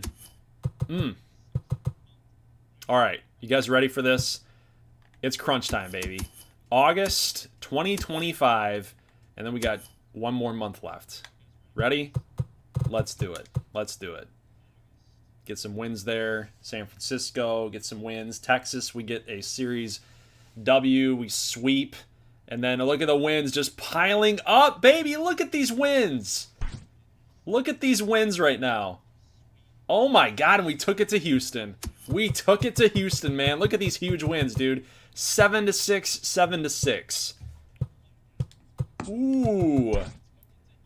And we scored in walk-off fashion in the bottom of the 10th inning. Oh, baby. Oh, baby. It's rocking in Detroit right now. I know what this has felt like with those 06 with basically all the mid 2010s Detroit Tigers guys. I know what this feels like down at Comerica Park. Oh my God, man. Bottom of the 10th inning. I want to know who did it. Can we figure out kind of who did it? Ran for Dahlbeck in the 10th. So Jeremy Pena ran for Dahlbeck in the 10th. So Dahlbeck got on. He was 0 for 4 at that point. Well, he could have gotten a walk too. But Pena scored the winning run because that's his only run of the game. So who got the hit? So Brian Reynolds knocked him in. No. Garcia knocked him in. Jose Garcia knocked him in. He's the guy that had 5 ABs.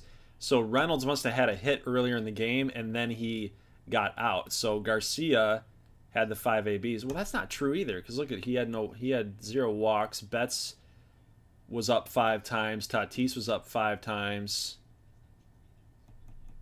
I wonder what happened. I wonder what happened there. Anyway, can't really figure that out, unfortunately. Let's see. Look at how many games we scored double digits. Good points. Look at how many games we scored double digits. 11-3. 1, 2, 3, 4, 5. We won 14-0. Oh my! Look at David Castillo. 200 innings, dude. Shut him out again. This guy's insane. 1, 2, 3, 4, 5, 6, 7, 8. 8 games in the month we scored double digits in runs. Dude, Brandon Nimmo batting second is just automatic. 3 for 5, 2 ribbies. Reynolds actually hit third today, so Betts looks like he got the day off. But dude, this lineup is insane. This lineup is insane. Tatis, 5 ribbies, 3 for 4. Oh my god. Oh my god. We have vaulted. Let's go. We vaulted Cleveland in that last month. We're 85 and 51. Baby. Did we do a job? Did we do a job? I'm going to be so depressed if I'm sitting here talking about this as like, you know, getting all fired up, and then September we just lose every freaking game. But 85 and 51, boys. This is going to be a huge series right here. Right here. This one. So let's sim all the way up until that point. W. Uh-oh. Tigers must have 26 players with an active roster. You must have 28 players after September 1st. Okay. So we screwed that up then, right? Is this the time we call up Riley Green?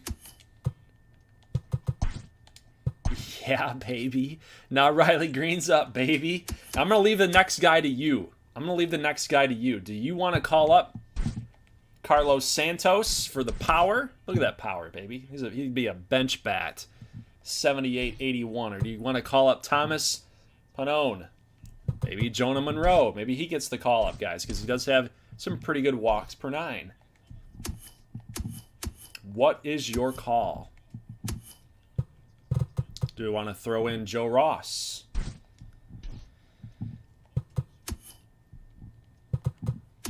Let me know, guys. Let me know, because we are now in a situation where we could make a run, baby. We could make a run at this thing.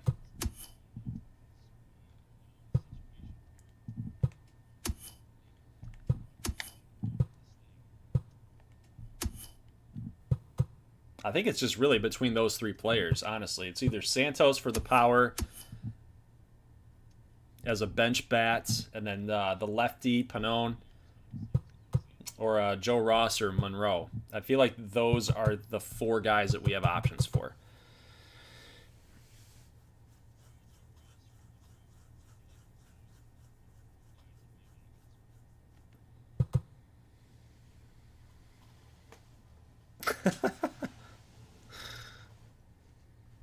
Stormy Creed says Pannone. Portugal says Pannone.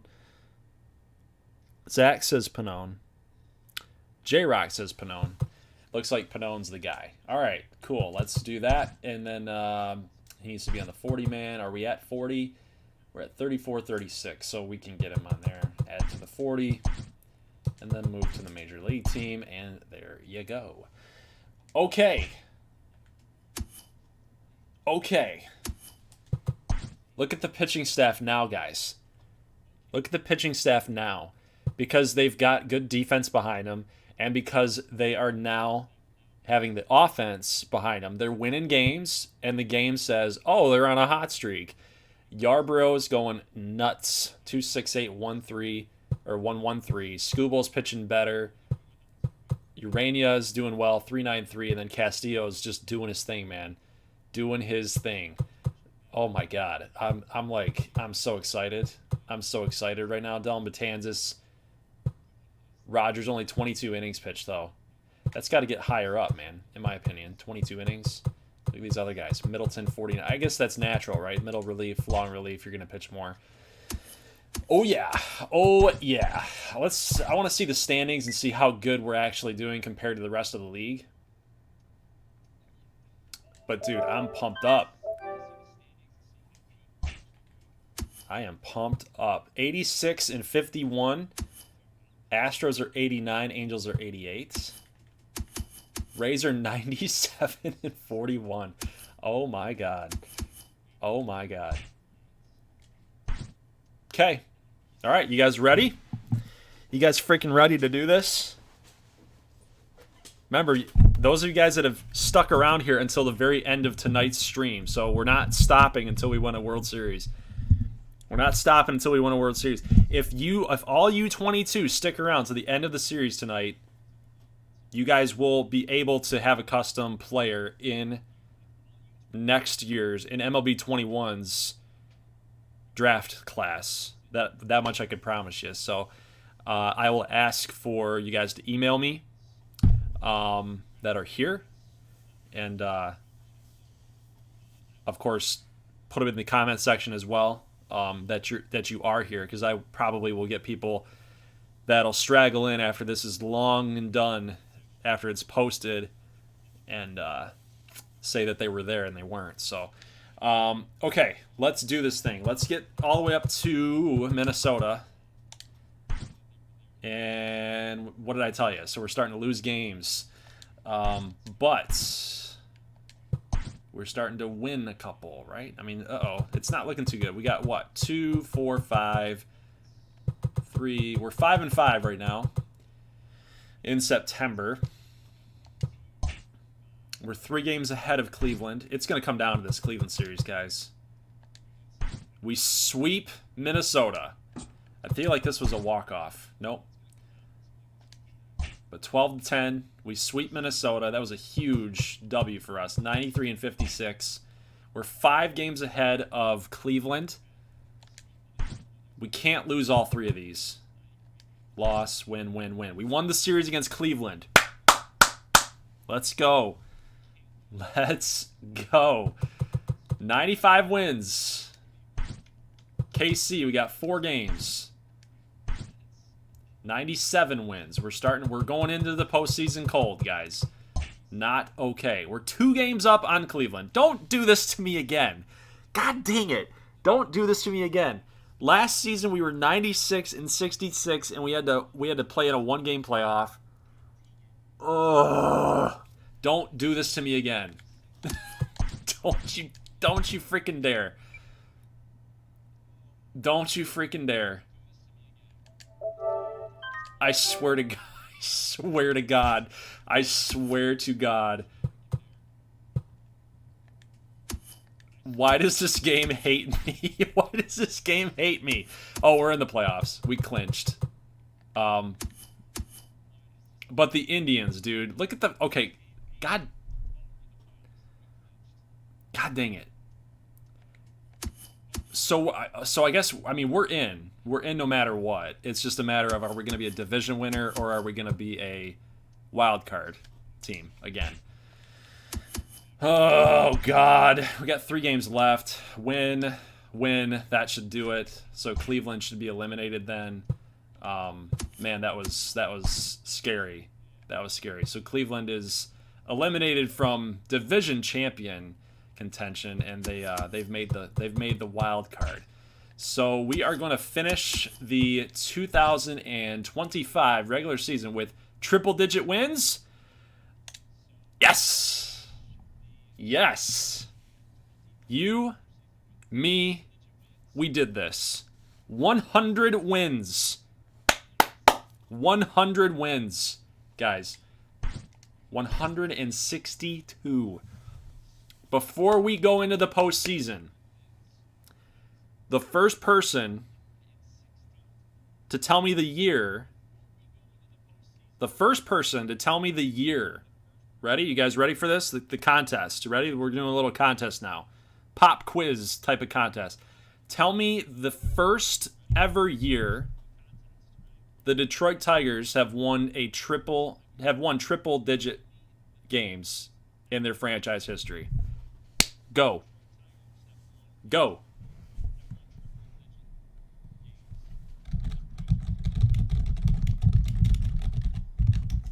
The prize, next season you will be the best prospect on the next team. So you'll be our number 1 draft pick.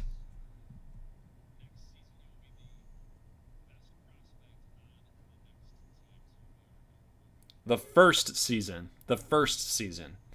Not the most recent or the most wins, but the first season they ever reached triple digit wins.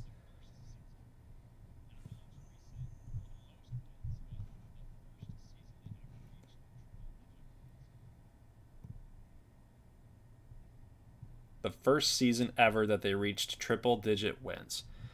And it is a freaking course. It's Portugal. So he got it. 1915. All you guys got it a little bit late, but Portugal got it. So 1915, they went 154 and they came in second place.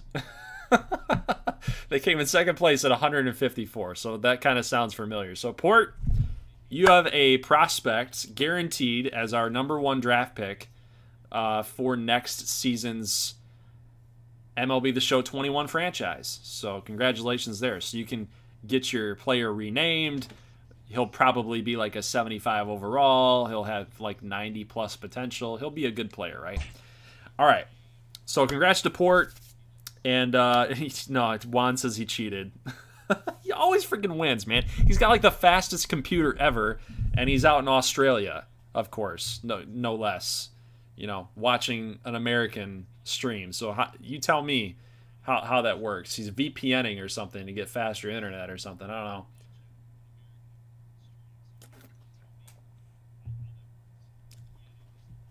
Lucas said it first? Where?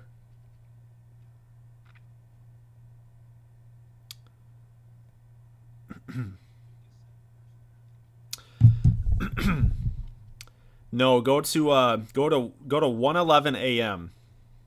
We got Zach. Okay, so let's see. So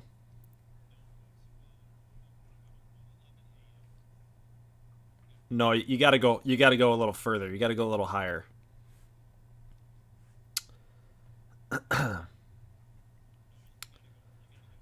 Back when Zach said 1984, Zach said 2003 as a joke. J Rock said 2006, and then Portugal at 1:11 a.m. said 1915. And then we had Luke say 1915, and then Portugal 1915, then Luke 1915, and so on and so forth. So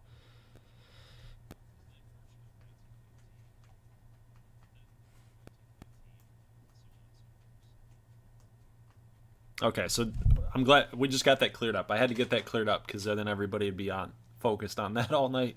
Okay, all right. Here's the playoffs. We got Detroit and Houston. We can get our retribution, right? We can get our retribution. Cleveland, LA in the wild card to face off against Tampa Bay. Atlanta, LA in the right side on the NLDS,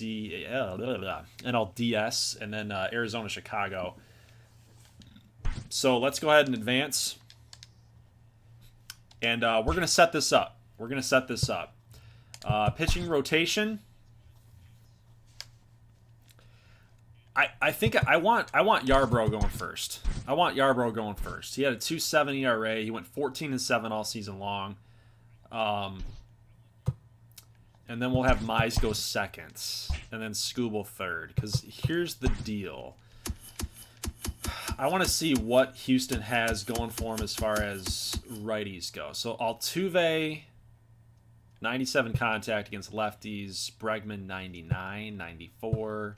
That's tough, man. That's really tough. They're starting Miles Straw against lefties at batting number 2. Then Alvarez, Correa, Bregman, Bleday, Zach Green.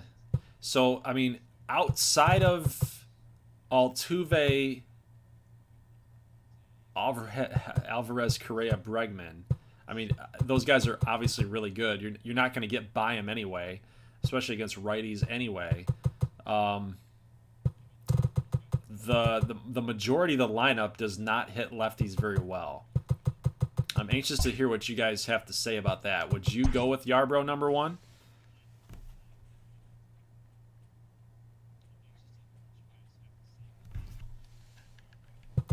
Yeah, Castillo's got to be up here too. Urania's got to go down. I'm not too interested in going 3-man rotation at this point, but it is an option. I know people have done it.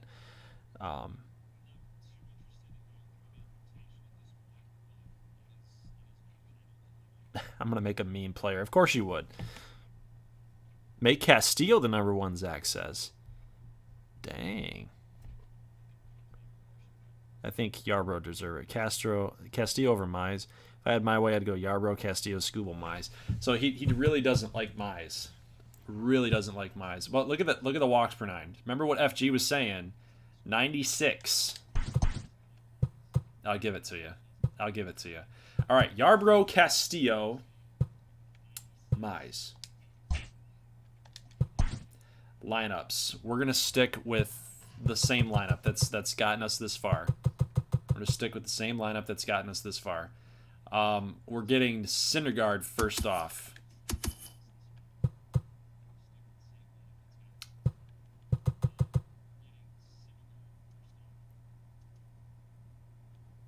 All right, let's do it. Let's do it. Let's get a win. Let's get a win.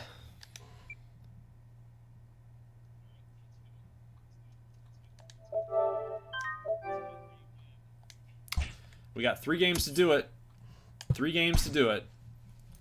Let's go. Yes! Baby, that feels good. That feels good.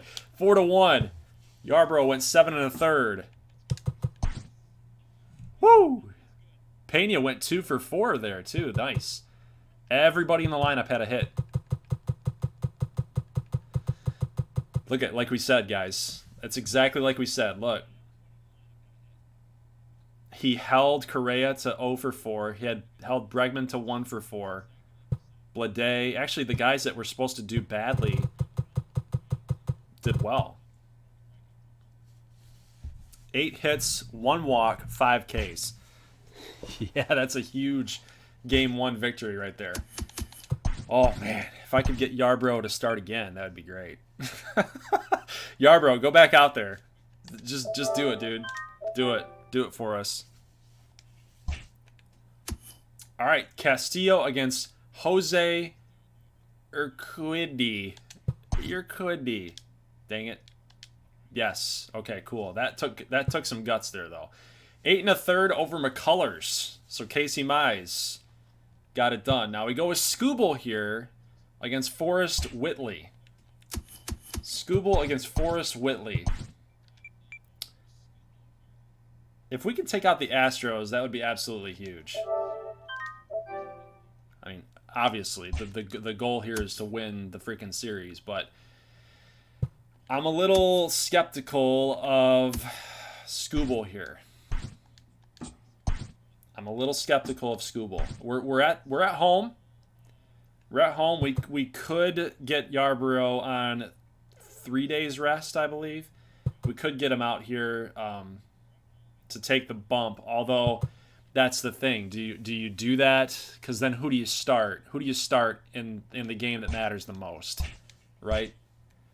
Some people might say that this game matters the most, and you wouldn't be wrong. But you get another day for Yarbrough to rest up, and then you have to go to Houston here, where Yarbrough would go. So, wait for Yarbrough. Yarbrough game 1, game 2, game 3, and game 4, game 5. For the series win right here. Yes, yes, yes, yes. I don't know if you risk it. Save for a potential game 5. Yeah, sit Yarbrough. It's tough, man. It's a very tough call. Very, very tough call. It's Forrest Whitley. Like, that's the other thing. Like, maybe we just let it ride. You could let it ride because it is Forrest Whitley. Like, he's an 88. I mean, we can hit Forrest Whitley. He had a 502. It's going to be our offense versus their offense. That's what this is going to come down to. Is there somebody else that might match up better against him? You know, does Urania match up better? It's a tough call. Skubal had a 3.5. Urania had a 3.9. 60 walks on the season. 74 walks for Skubal. 24 homers. 26 homers.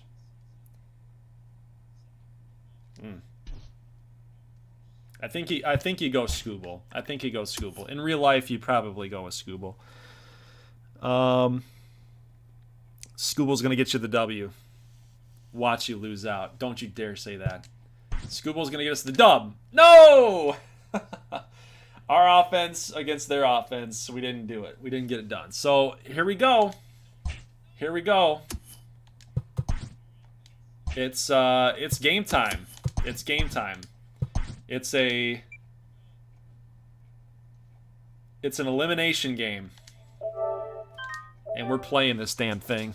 We're playing this damn thing. Sliders. Let's see. What did I have the sliders at? Okay, so human power was fine. Well, this is why. This is why, guys, that the Legends difficulty was so ridiculous. Because if you load... I had...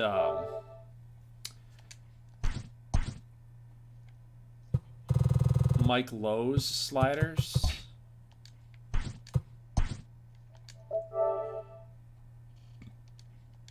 And it just played a little bit better. Yeah, see, like timing and foul frequency. Timing is where it all comes into play. So when we can probably bump that up a little bit, but solid hits. So I mean, they're gonna score their runs, but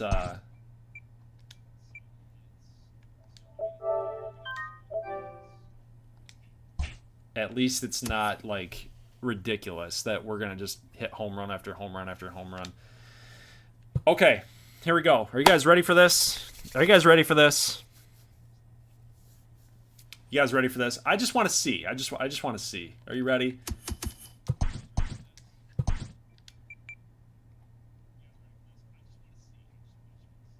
Do you want to make a deal with me? You want to make a deal with me? How about we make a deal? Let's make a deal. We are going to start Yarborough. Right? We're going to start Yarborough for Urania, right? It's going to be Yarborough against Syndergaard, right? I'm going to simulate it because we do have to consider time. We have to consider time, right? Nobody's going to sit around here till 2 in the morning to watch this. So I'm going to simulate it with Yarborough. If we lose, I go in and play it. I'm not going to sit here and just keep simming. Sim, right? Back out sim for wins, right? If we lose, I'll go in and play it. Do you want to make that a deal? Because it's the series finale right here. Like, we got to win a World Series, and I don't want to be up till 4 in the morning. If we lose, I'll go in and play the game. If we win, we get to keep it. Fair? Fair. All right, let's do it. So we lost. Okay, so we got to go back in and we got to play it. God dang it. I don't want it. It's going to be 3 in the morning before this is all done. We might not win a World Series. Oh my God. All right, let's do this thing.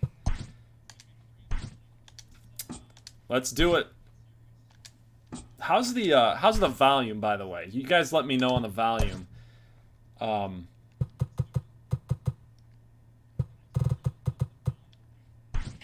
When we actually get into the gameplay, you let me know.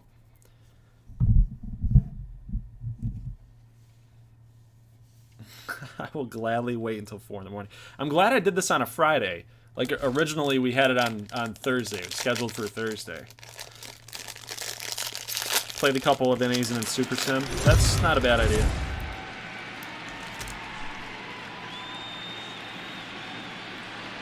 I do have to get the volume up on my TV, though, so I can kind of feel the atmosphere a little bit.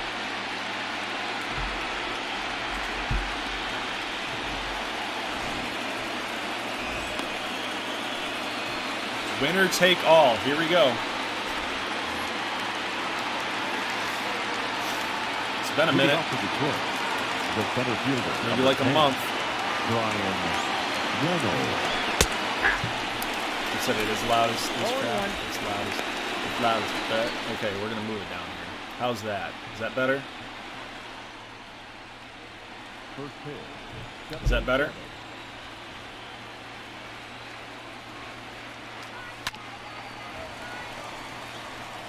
Okay, good. Good. All right. Ryan Reynolds going to ground out here to first base. 2 pitches in for Syndergaard. Want to work him a little bit. I want to see again. I want to get a feel for what he's got because it has been a little while. It's been a little while. Trust the process. Yes, I remember. Trust the process. Only swing if it's there, man. Swing if it's there. Everything else, take the damn ball.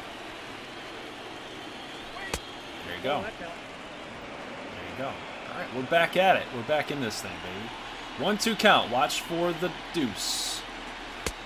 Ooh, 99. High cheese almost got me. Come on, Syndergaard. Come after me.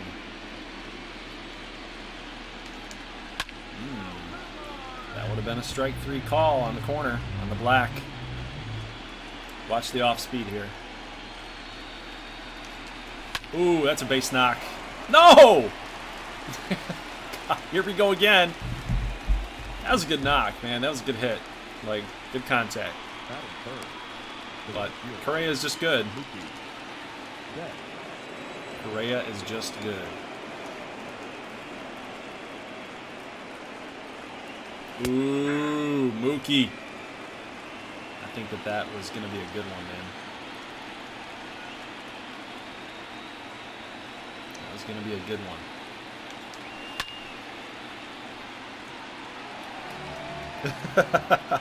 Nathan, don't say it's a base knock until a base knock actually happens. Agreed. Ah, damn it. I do that with Mookie a lot. Oh, he missed it! He missed it! He totally whiffed! He totally whiffed!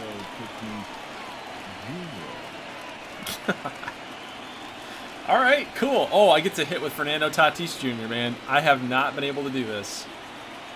Are we going to... Hold on. Are we going to swing on a 3-0 count? Alright. Jokes aside. Jokes aside. Oh, let's go. Let's get to second. Runner in scoring position for Fernando Tatis.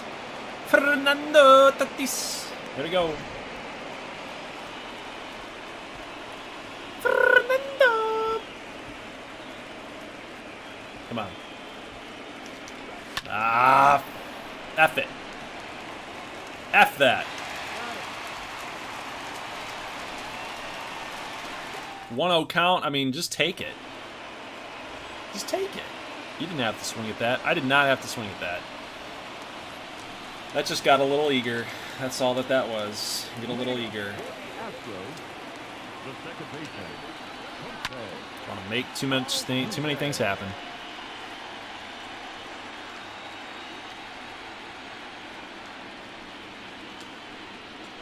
Nice cutter from Yarborough. Ooh, they want the curve. They want the curve. Is Altuve going to swing at the curve? He is going to swing at the curve. The ground ball to Pena. First out for Detroit. Last stream we were up 4-0, then down like 12-4. Dude, yeah, exactly. And I swear, I got hate. I got a lot of hate in the comment section for that, by the way. Like, a lot of hate. I mean, people were joining in left and right trying to figure out, like, what the hell happened. And I'm like, here's the explanation. I will be so... I have learned my lesson. I will be so careful from now on when it comes to making sure that you don't accidentally hit 2 mound visits. Like, for real, that was the worst possible thing that could happen.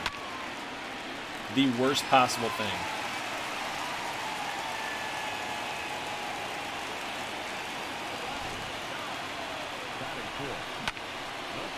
It was a good knock by Yordan Alvarez. Kind of a little sticky situation here with Correa up. That was a missed spot with a sinker. I feel like we're listening to Jake Rogers just a little too much. There's a nice play here by Pena. Pena's been a really nice second baseman. He's really moved from short to second really nicely. Eugenio looks like he's gained some weight. Looking a little pudge. COVID weight, I guess. 5 years later. Yeah, no, J-Rock, you can't mound visit more than twice in an inning. And I accidentally did it. It's terrible.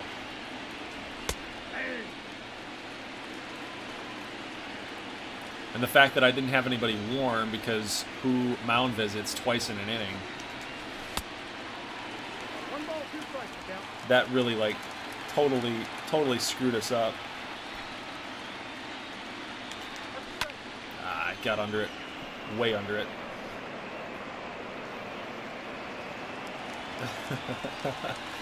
Did you just slander Ivan Rodriguez by calling this scrub Pudge? Maybe.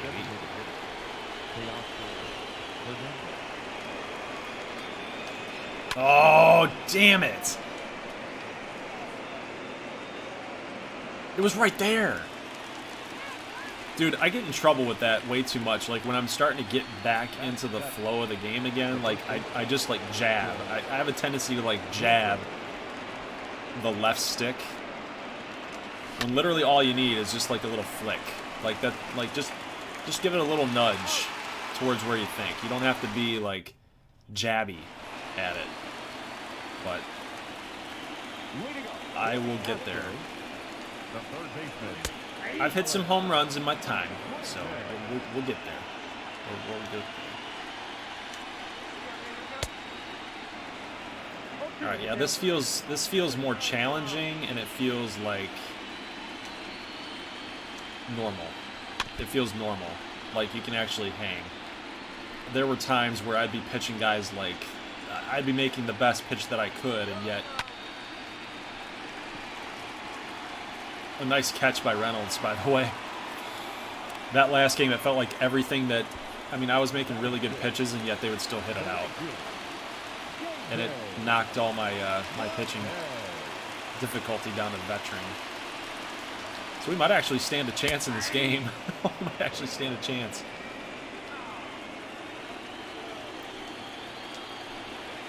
Ah, shiza.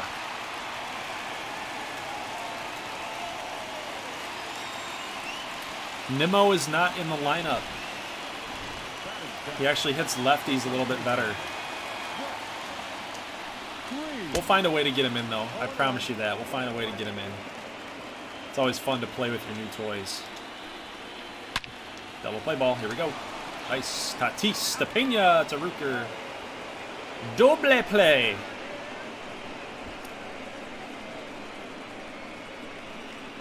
Gotta love it. All right.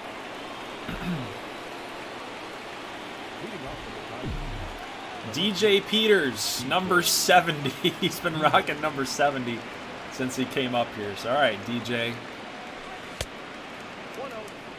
We traded for you back in year number 1, and you've had yourself a pretty solid pro career here. Here's, oh, did he get it? Nope. I mean, that's pretty good contact for a slider on the outside part of the plate, but fly ball nonetheless.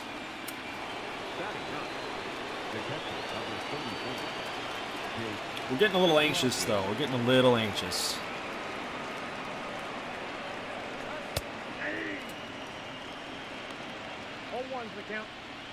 Only 22 pitches in a little under 3 innings.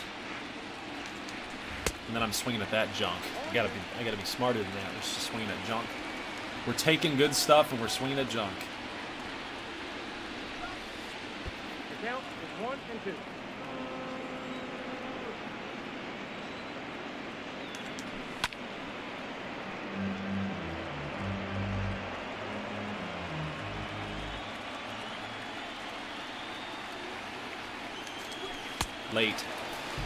Late on a ball. Late on a ball. That was a big time ball. Sinker pitch too, running in.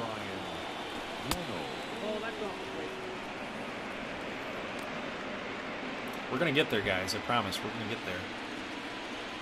Just we got to make sure our pitching kind of keeps us in. Brian Reynolds, I told you we're going to get there. Let's go. Leadoff batter. In the lineup. Solo shot, baby.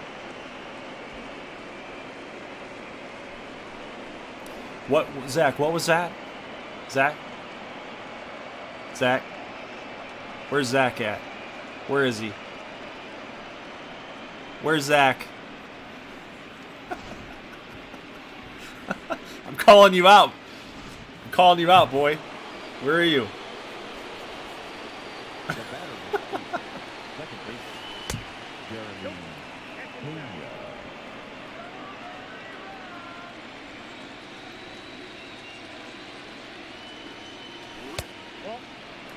I told you we would get that. Why does Zach never has any faith in me, by the way? Never any faith. He is... You could say, for real though, is Reynolds your only lefty?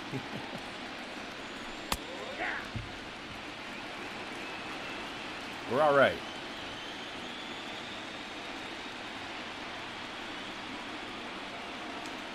That's a walk. Nope. That's a walk.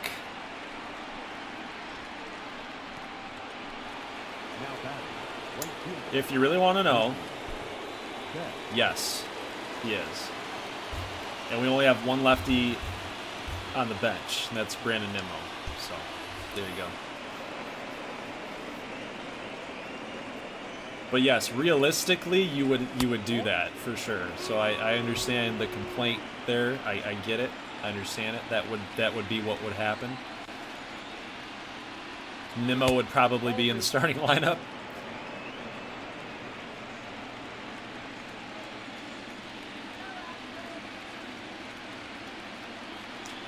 Betts with a single.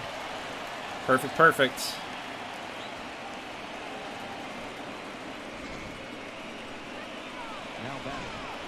All right, baby. Now I wanna do Tatis justice here. That first at bat was not very good. That would have been a home run. I'm biting my tongue right now. That would have been a freaking home run, dude. Right down the. I'm pissed. We're gonna get another one. We're gonna get another cookie. Come on, baby. Give me another one. Give me another one. Right down Broadway. Oh, base knock, base knock. Let's go. Let's go. Let's go home. 2-0.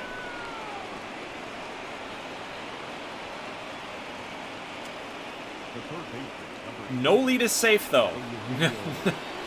Remember the last stream. No lead is safe.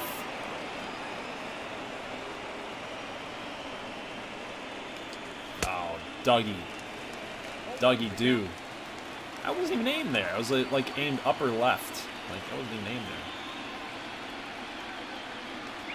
there. Damn it. Calm down. Calm down. It's only 2-0. You can't be swinging at everything. Calm down.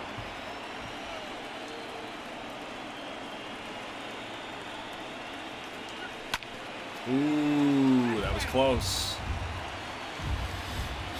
That was close to staying fair.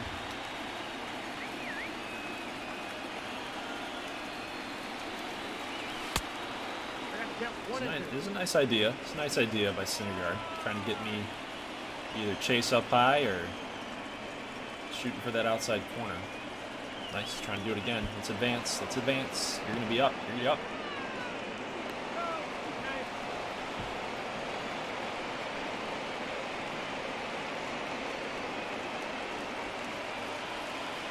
Two count. Base open. Gotta be smart.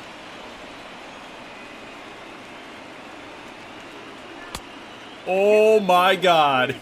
He called that a ball. Oh my God, we just got gifted. Oh my God. Oh my God. How is that a ball? And then we strike out. Okay, well, I mean, he earned that one. He earned that one. He earned that one. Gotta give it to him there. Dude, that was bad. On the umpire, that was bad. For me, as well, that was bad. You gotta swing at that.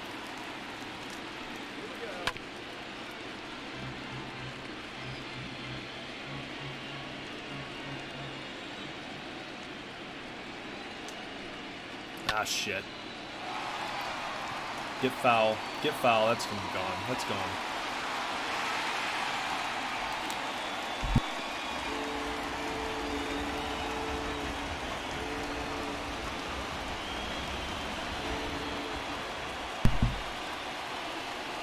Well, that's unfortunate.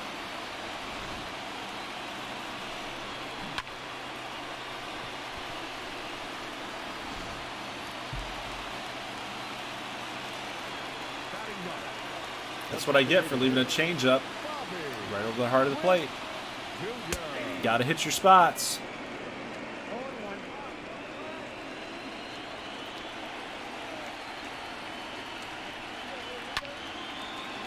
Good play. Good play, Penny. Good play, baby.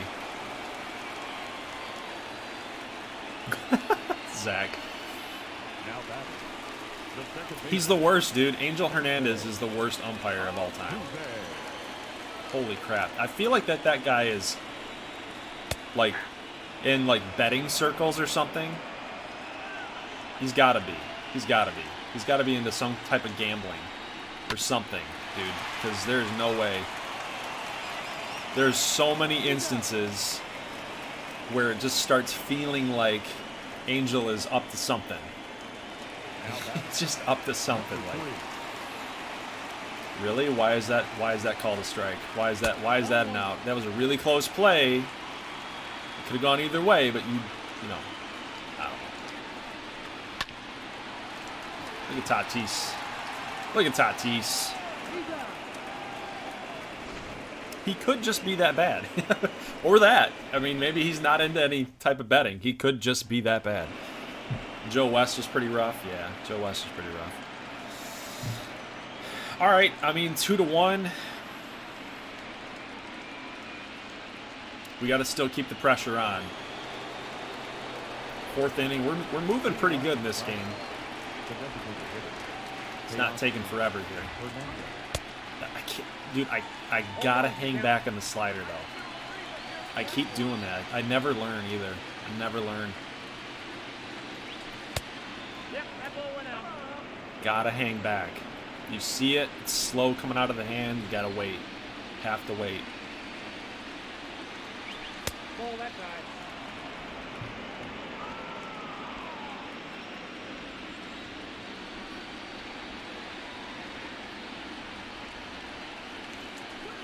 I think we were early on that. No, we were late.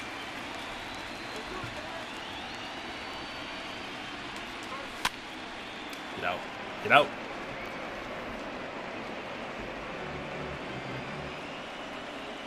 Making him work here at 51 pitches. Man, that 99, he's ramping it up. Now we're just a little under it, too. Under it. Just early and under it.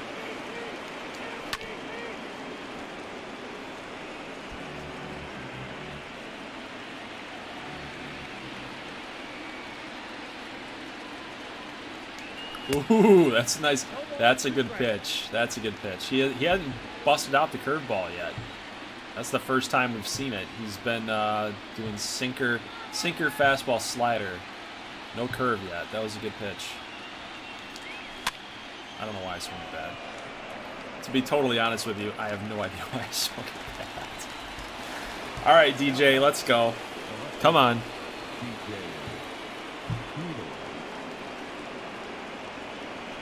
There we go. Take that. Take that fastball. Feeling DJ home run here. I'm feeling it, DJ home run.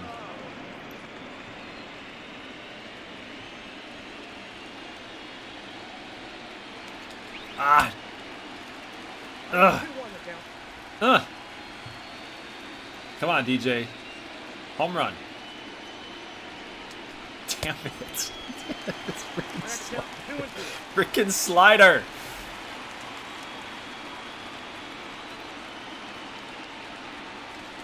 Oh, baby.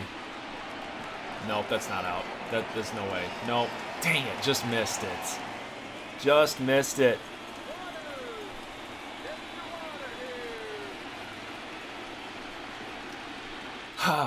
All right, Yarbrough, got the work cut out for you now, bud.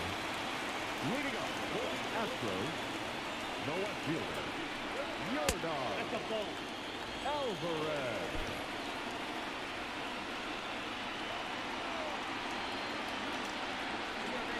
Good pitch. Good pitch. 1 ball, 1 strike. It's getting a little change, but we have to hit our spot here. Ooh.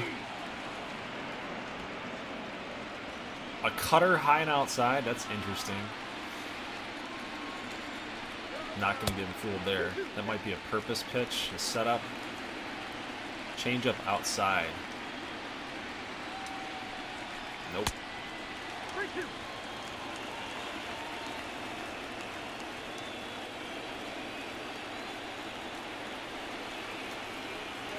Ground ball into the shift. Come on, Jeremy. Good play, baby.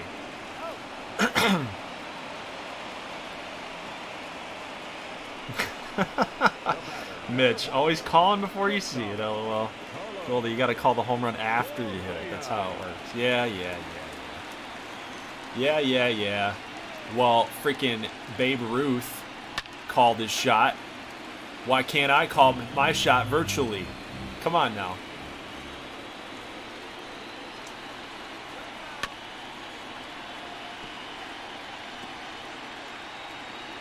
Ooh, curveball in the dirt action here going on. How do you get a hold of that? That's a perfect pitch. And you foul it off. Correa. He's so annoying. Correa is so annoying to me.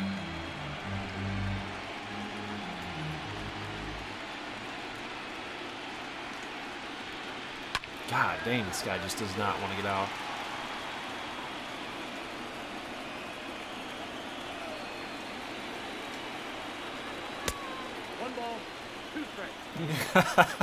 Basically because Babe Ruth was Babe Ruth and you're Gold Glover 9. Unacceptable. God dang it, Correa. Dude, this guy is like my kryptonite. No, Reynolds.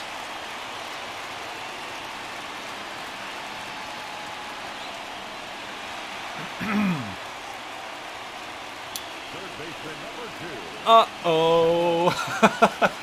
Uh-oh. We're in trouble. Go figure. We're in trouble. 4th inning. You guys remember, 4th inning. He's going to tag, isn't he? Fire it, DJ. Fire it, DJ. Come on, baby. Get him out. Damn it. That was a great throw, though. That was a great throw.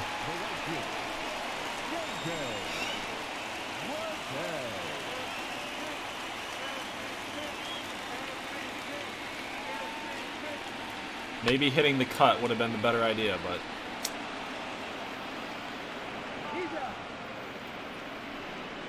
You gotta tag him, Lute. You gotta tag him. You gotta tag him. Leading off to Detroit, the catcher, number 34, Jake Rogers. 0-1. See you, Stormy. Kidding. I know what you're saying. Just nah. Hey, goodbye.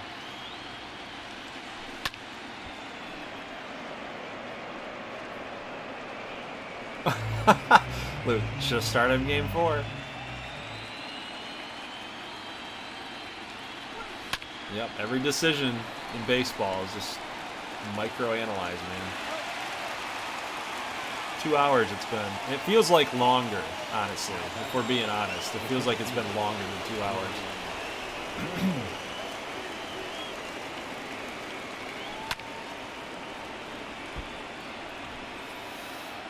It's crunch time, man. It is crunch time right now. Oh, that's out.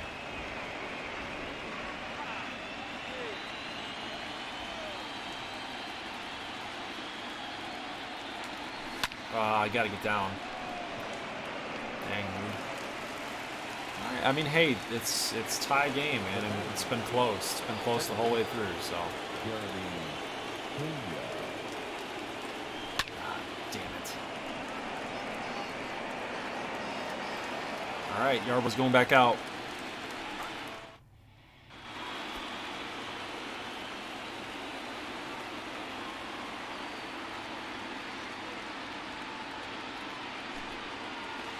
Yes, we need to be more patient, for sure. Leading off for the Astros, the first baseman, Jeff Green.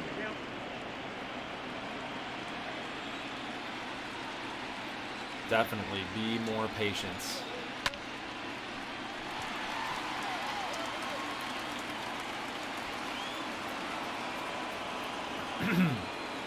We're gonna be more patient now. On top of 6, like it's starting to get a little dire here. Winner, Barry.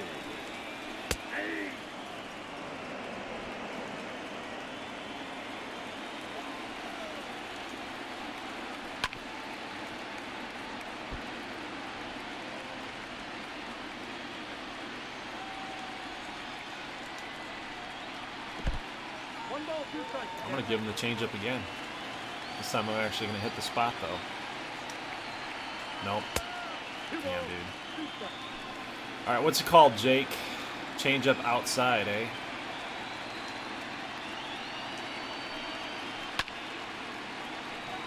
Nice play, Mook. There we go. 6-hour stream. Working on it, right? Now back, the designated hitter, Bobby Witt Jr. Get foul. Lucky, lucky.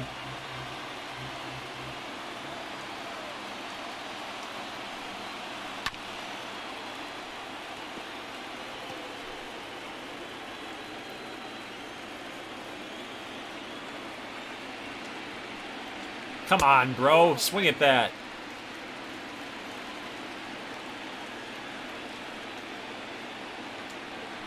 Nice. There you go, baby. Yes, I need to take my time out of this and say, hey, big time shout out to you guys that have been sticking around since the very beginning. We've held strong at like 20, 15 plus. Leading off to the plate, the right fielder, We've held strong tonight. Jeff. Ball in. But I know why. Because you guys have made this happen too, you know. This has been a team effort the whole series through. This has been a team effort helping build this thing.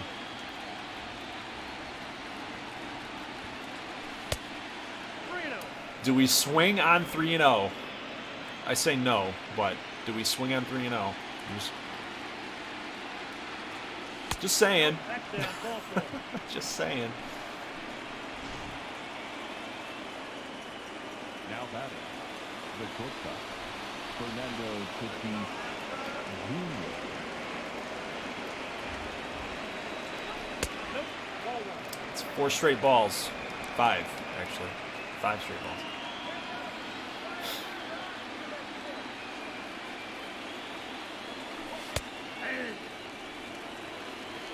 One and one.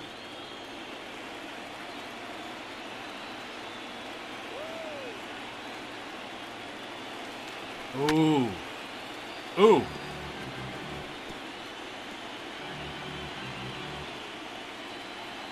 Why do I keep going to the right there? You guys notice that? I keep going to the right. I cannot believe that I swung at that again, dude. I do it every freaking time. Every freaking time I do that. The third baseman, number 7. Every freaking time.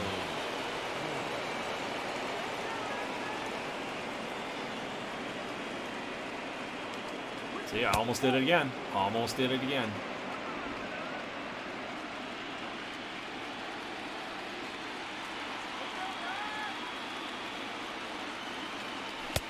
Yeah, he keeps throwing balls, man. Like, and then he comes back and he gives you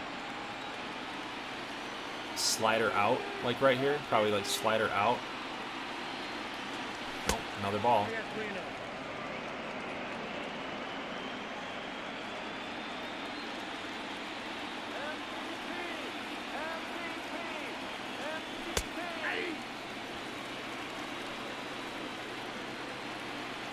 Slider out, probably right here too.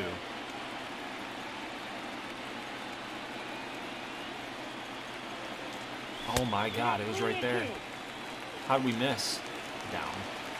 Again. Down to the right again. Why do I keep doing that? Okay, I'm trying to look for that slider. That's the problem. And fastball. Ah, he's toying with us. Oh, down and out again. Why? I keep going down there. It's almost like instinctual now. No, that counts. Ugh. Ugh. It looks easy when you're doing it, but when you're sitting here trying to play again. Oh, base knock. Come on. Dig, baby. Get to third. Get to third. Mookie gets to third on a base knock. Here we go, Teoscar. There we go. I had to force myself to get away from that stupid down and out crap that I kept doing. All right, let's go, baby. Come on. We need a base hit here, Rooker. Come on. That's either a pop-up to right. That was either going to be a pop-up to a right.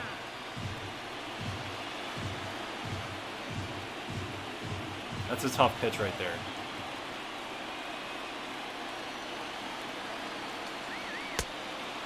I got to count. How down was I there?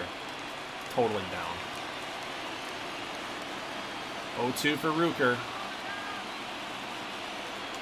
Oh, get through! Rooker! Let's go, baby! Brent Rooker. Tigers take the lead. Now back. The left fielder, DJ. Hung back, baby. Hung back. Hang back. Now DJ Peters. Look at it, guys. Look. Down and out. Down and out. We hung back. We learned. We learned. Ball, that's outside. We're capable of learning. Can you believe it? We want Betanzas and Middleton, in my opinion.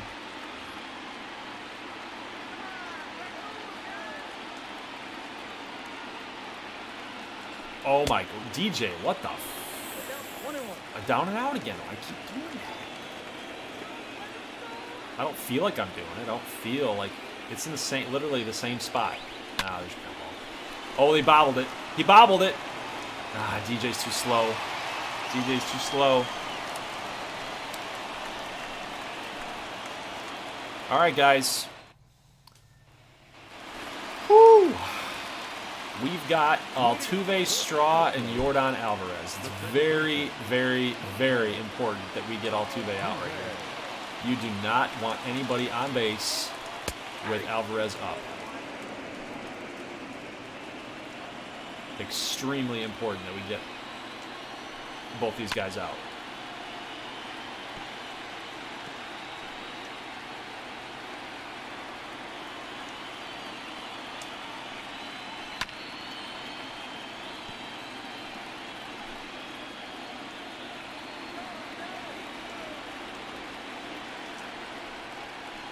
Come on, Tatis. Good speed. Good speed with Altuve. Wow. Nice dig out there by Rooker. Now back. Number 3.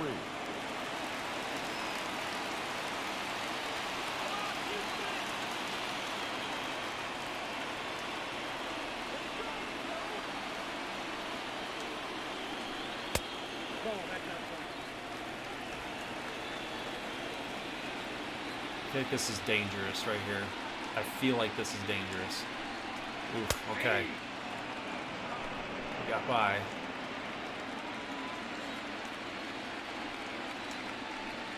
Ground ball. Nice. Yarbrough makes the play. 2 down, baby. The left fielder, number 44, Alvarez. You still got to be careful here, but you do have a little leeway now. There you go. Good chase. Good job chasing. There we go. Nice stretch by Rooker. We're out of the 6th, boys. 7, 8, and 9, and we still got a chance to add some more runs. Ooh, ooh, ooh. Now we get fresh meat. We get fresh meat. Ryan Presley. Now this would be an opportune time to try to get Brandon Nimmo in the game, in my opinion. Leading off with the club, the catcher, number 34, Jake. But I do want to see a little bit of what Presley's got here. So he's got a pretty decent fastball, 96. We got a sweeper and a slider. So it's going to be hard to kind of tell in between both of those. And when you got pitches down the middle, you got to go for them. They look so pretty that you don't want to hit them. Kidding. Kidding.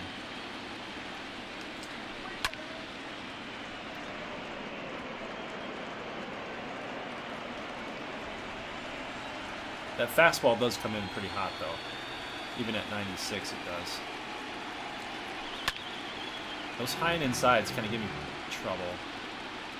Look at that. I just don't feel like I'm going down there, but it says that I am. I don't feel like I am. I must be. Oh, Rogers. Fall. Nope. 1 down and top. The center fielder, number 10, Brian Reynolds. Yeah, we were pretty early on that. Actually, really early.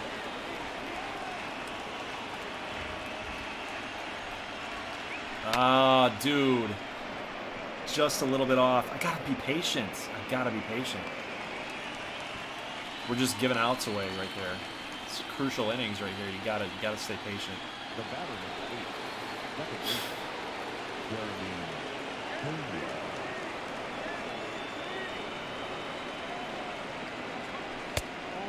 Stay patient. Stormy says, what do you think about Tatis as the cover athlete?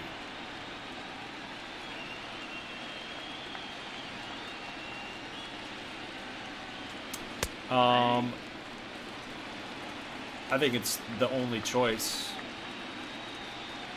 I guess you could go with Mike Trout, but, you know, Tatis was pretty much the guy. What the? Dude, how are you missing this? Look at where. Man. Doggy, come on. Yeah, he's, I mean, he took over 2020. So it was kind of like, it's the only choice, in my opinion. That's a base knock. He did it again. That's a base knock. No, it's not. Yeah, I think Mike Trout needs to be on the cover at some point in his career, but, you know.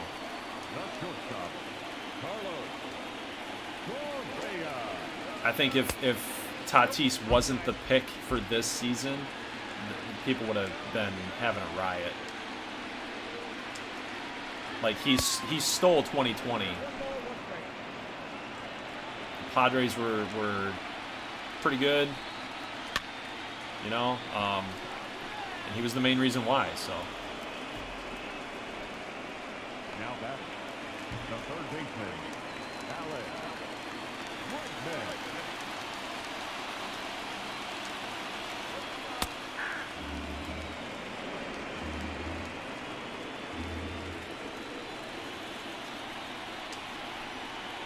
That's a ball.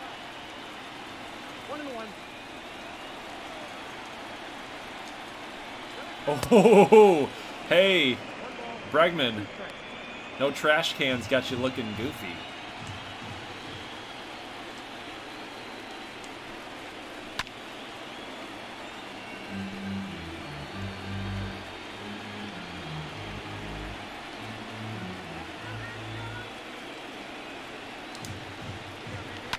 ground ball to Suarez. Oh no, Suarez, you fool! Pena, let's go! It ended up working out. Oh my God, Pena with the wherewithal.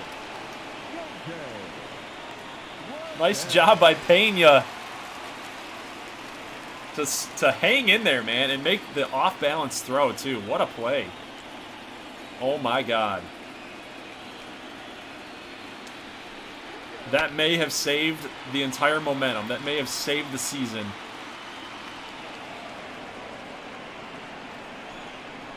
Yarbrough's looking around like, thanks. Oh man, and he just missed too. He just missed. Your attention, please. Now, Bobby Jeffries. All right, here we go. We need some insurance, man. We got 2 more innings to get some insurance. Don't swing at that. We can't even do anything with that. God, I need to play this game more. I need to play this game more.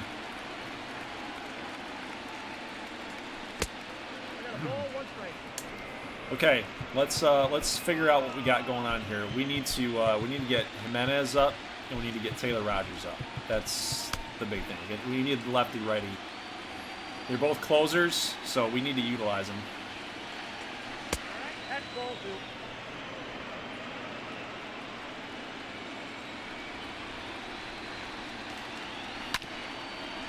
I know I was upper right there. I know I was upper right. Yep, there you go. I knew it. Ooh, get down!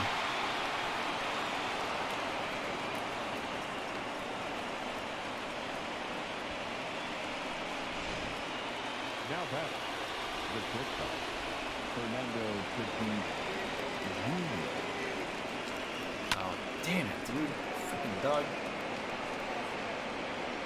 Just totally wasted Tatis. Totally wasted Tatis. Now back. The third baseman, Eugenio.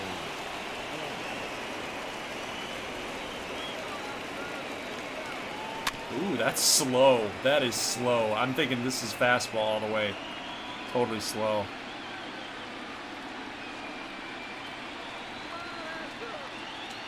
Oh my God. Step out.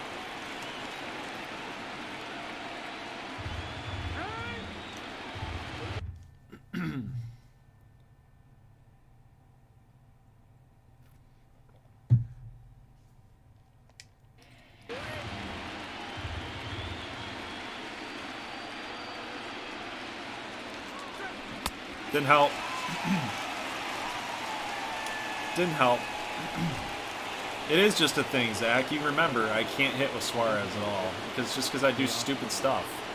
I do stupid stuff with Suarez for some reason. I don't know what it is. And I just can't hit Jeffries. He's too slow. He's too slow.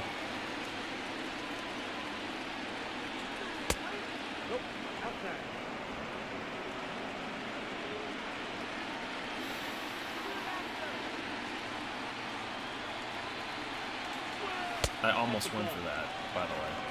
I almost went for that. Come on, Doug. Get together. Come on. Swing it there. Look at this. Look at this. Look at this.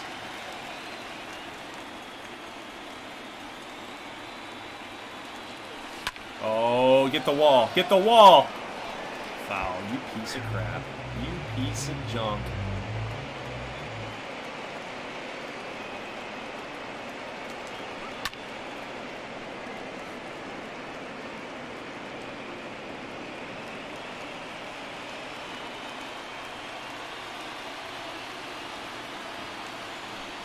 Oh, that's got some heat on it. That's got some heat on it.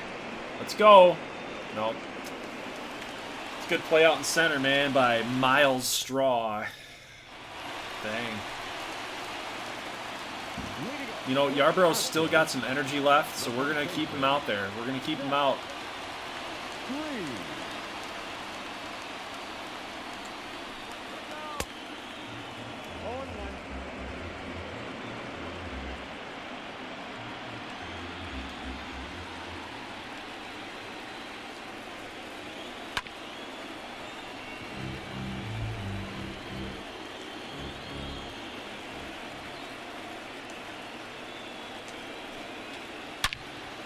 Get foul. Wow. Wow.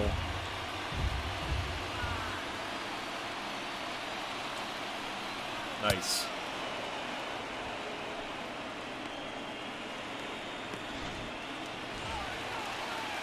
He's only at 73, but he's had some. We've hit a lot of reds. We've hit a lot of reds on his on that pitch count too. High effort pitches. But now is like you see I'm hitting all these perfects right now. Now is like the time to shut these guys down.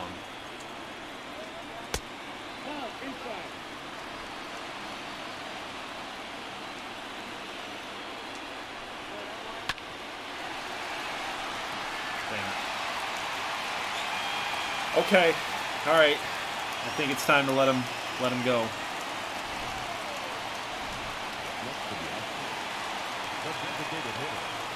Although against left, well, it doesn't matter at this point because the energy factor matters. So, I guess we're gonna go with Jimenez, right? I mean.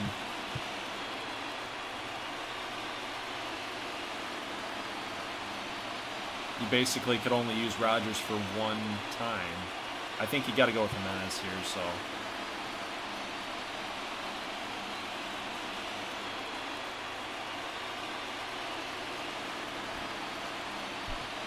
Ladies and gentlemen, your attention please.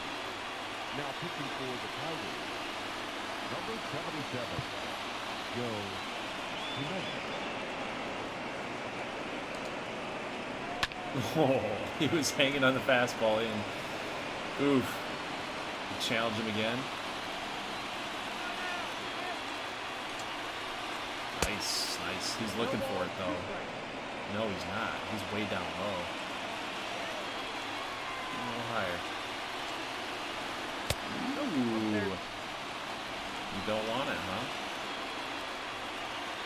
Well, I'm going to give it to you. There you go. Sit down. Grab some pine, meat. Now back, second baseman, Jose Altuve.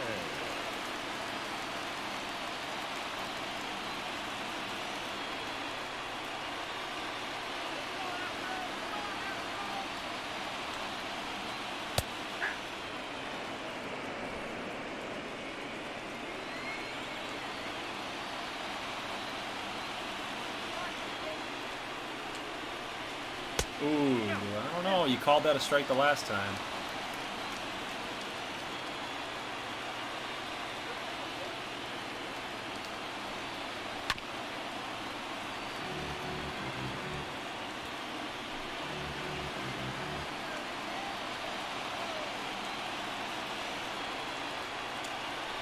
Yes, let's go.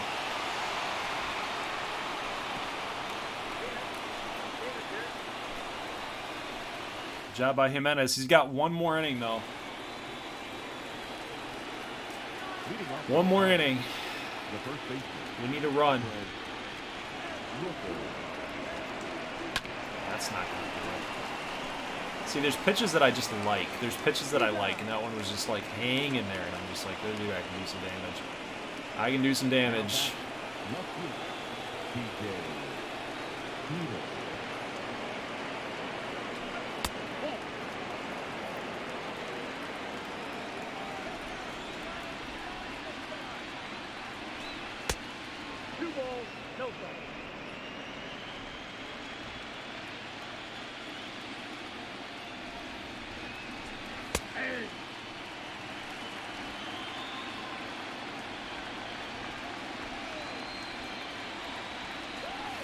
It's right there. Where was I? Low.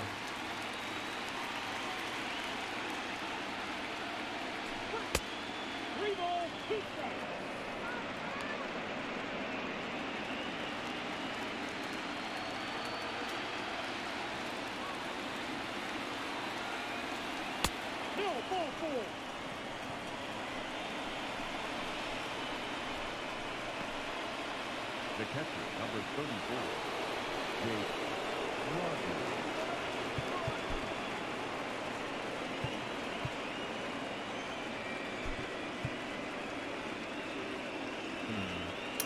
73 contact over Rogers' 64.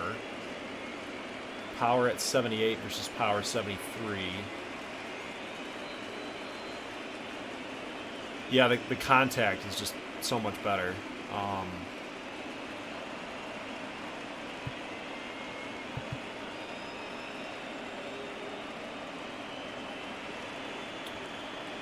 Yeah, you got to do Nimmo, and then you can put Trump in it. This is the time to do it. I mean, you're not taking Brian Reynolds out of the game, so this is like the time to do it. So Nimmo for Rogers, yes, that's good. Your attention, please. Pinch hitting for the Tigers. Number 9. Ooh, number 9, baby, Brandon Nimmo. Number 9, here we go. Nimmo, let's do it.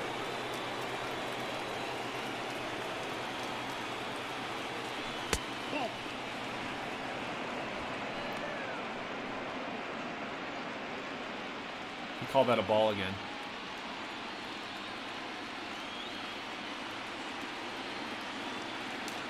Oh, baby, let's go. We were just off. We were almost there. We were just off, dude. We were just off.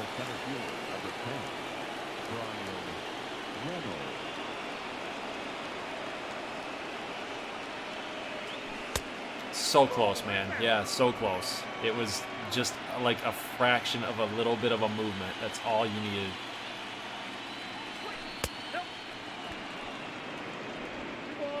That would have been the call, man. He would have hit it out if we just got a little bit closer. Oh, Reynolds. There we go. We're chugging. We're chugging. We're churning. Come on. Come on. Let's go home. Let's go home. Let's go home. Let's go! DJ Peters with the score. Brian Reynolds in the gap shot. Second baseman, Jeremy Pena.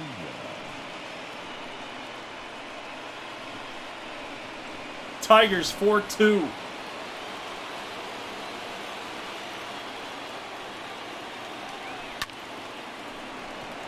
And then we got to fly out here. But no matter, guys. We got the run that we needed. Brian Reynolds has been huge tonight. Absolutely huge tonight. He led off the scoring with a solo home run. And now Brandon Nimmo is catching. Brandon, go out there and put the gear on. What are you doing? Go out there and put the gear on, Brandon. All right, so Nimmo for Trump. Yes.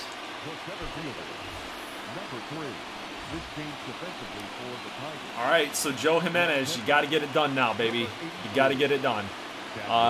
Lefty, it doesn't look like we're ever going to use Taylor Rogers in this situation, but I like Middleton. There's not much that separates Middleton from Betances right now in this season, so it's all up to Joe Jimenez, and the fans are going crazy right now, but we got to get it done.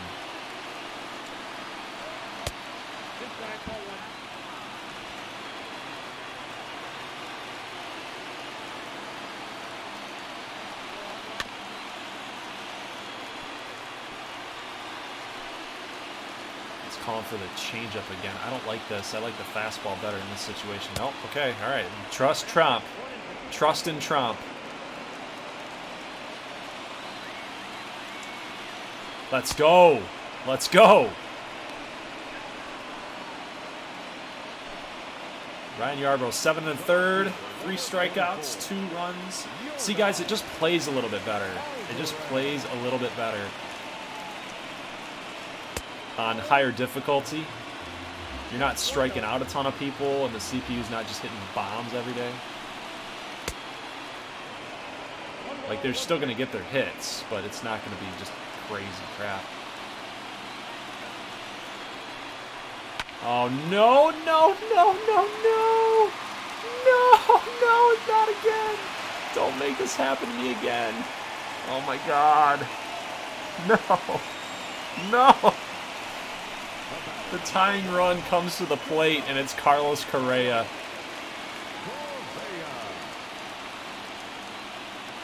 Oh, God. Here we go, guys.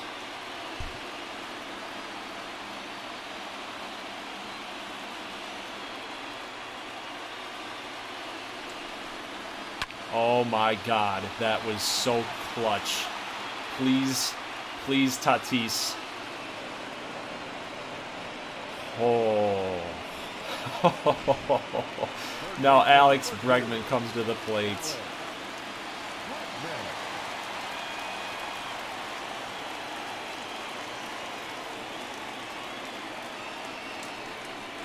Strike.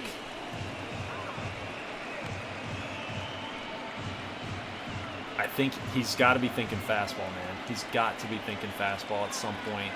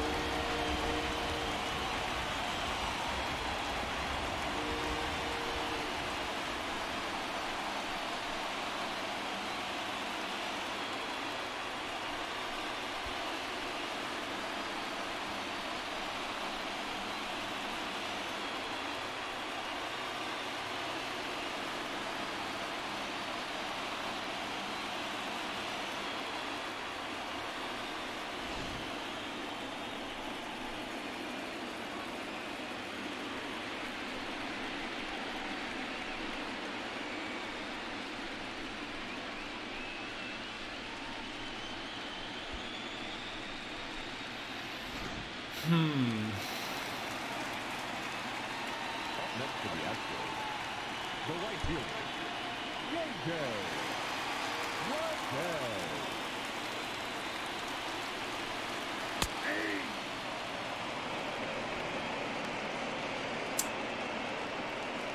Wow.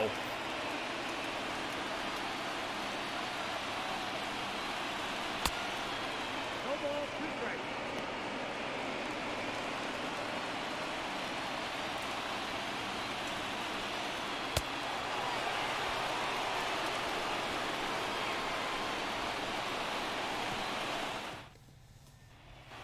Wow. Leading off to Detroit, the right fielder, Mookie Betts.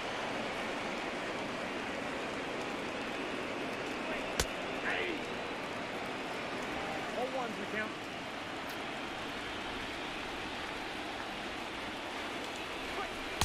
Nope. 1-1.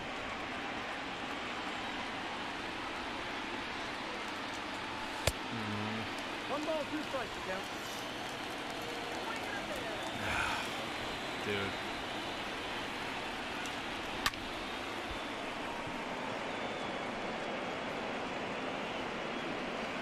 That's so depressing. That is so depressing. Oh my God. Oh my God. this stupid team. I hate the Houston Astros, man. This freaking game. Oh my God. 0-1.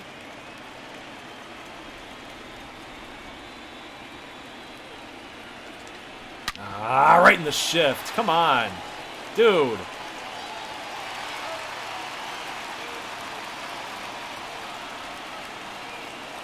The third baseman, number 7, Eugenio.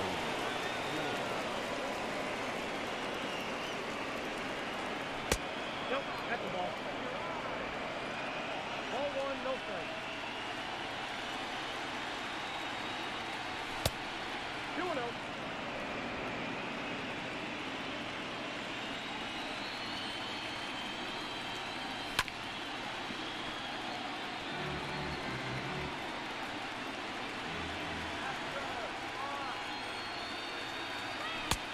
Outside, that's the ball.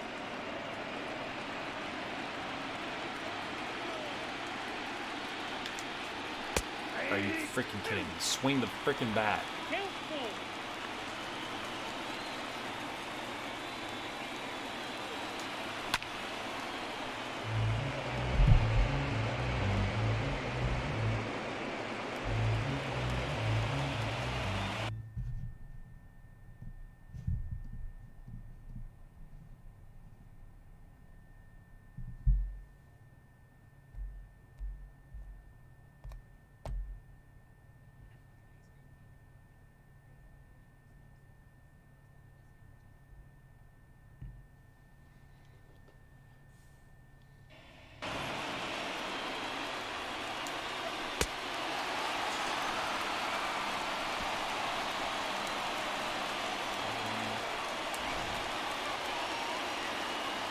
Oh, boys.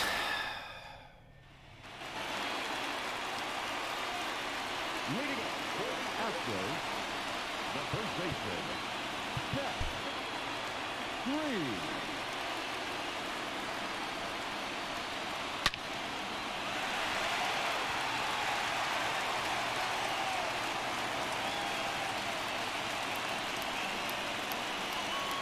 Now batting, the catcher, Weather Perry.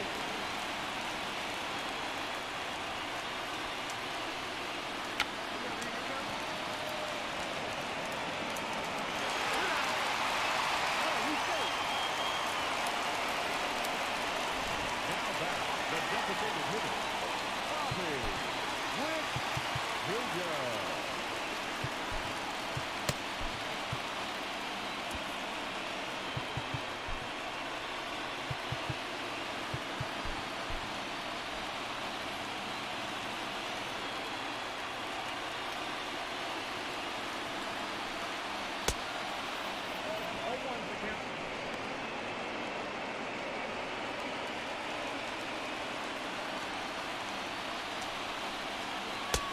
One and one.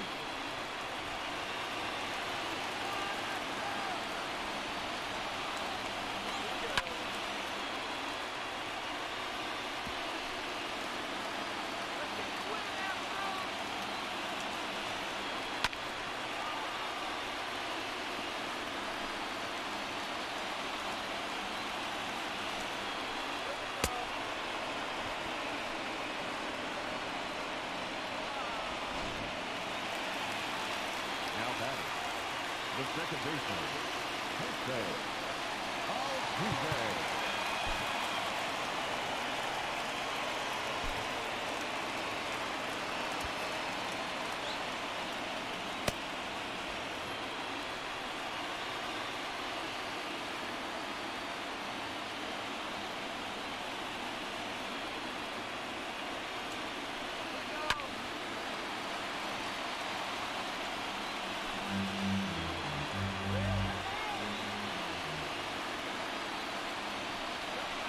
Pitch. Good pitch. Good pitch. 0-2 count. All it takes is one, though.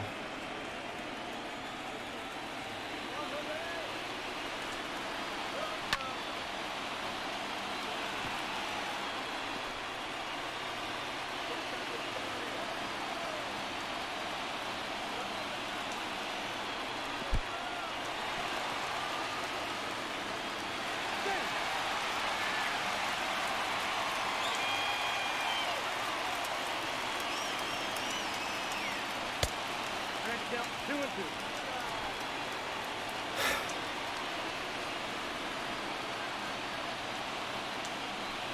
Jeez, dude. Come on.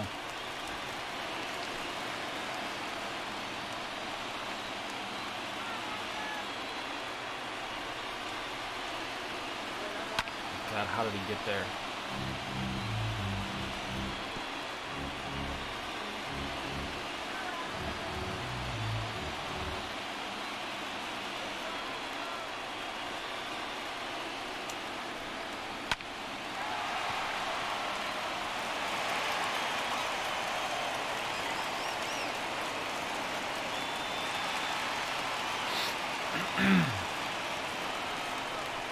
The batter, number 3, Well, the game-winning run is on. But we get Yordan Alvarez up next. So it's got to be Taylor Rogers. And he's got to get this guy out.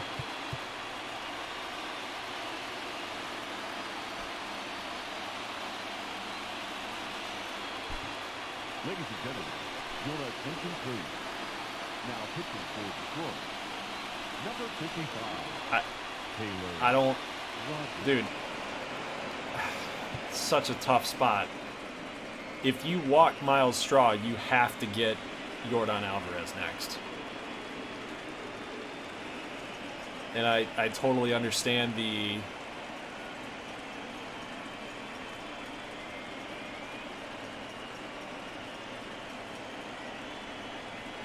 I don't want to bring Yordan Alvarez up to bat.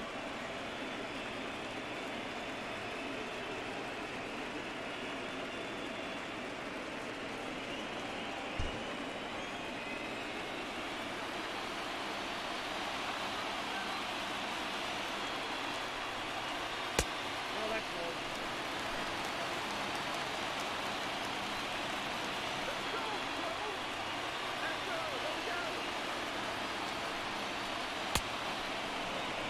Let's go. 1-1.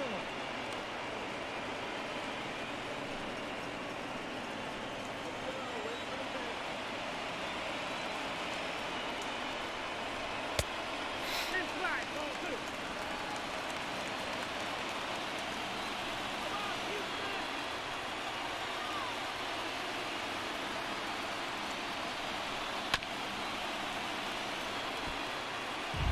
Come on, Rogers.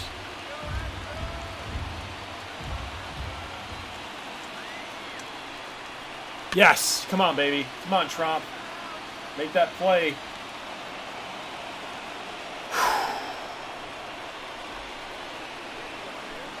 Huge sigh of relief right there, man. Huge sigh of freaking relief.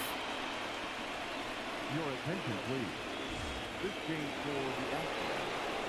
Now playing first base. We're going to keep going. Freddie Freeman.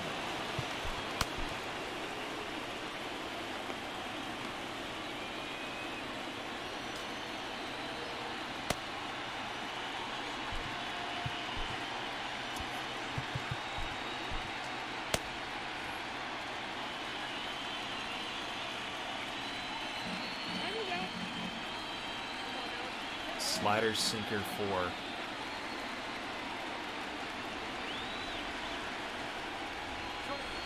Ball.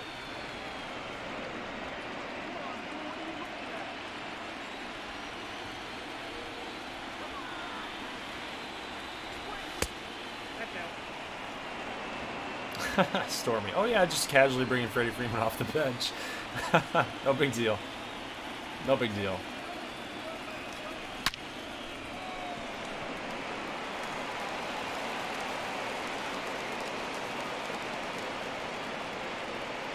Now batting.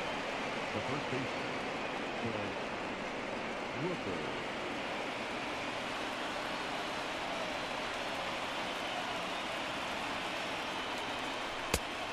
Inside, ball 1.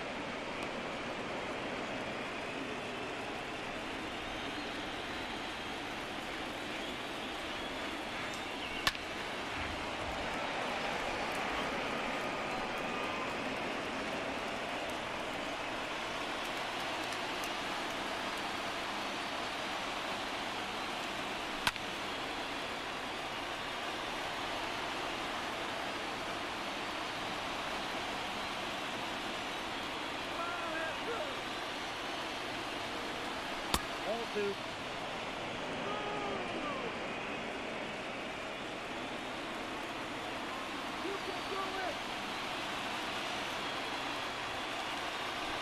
Dadgummit, dude.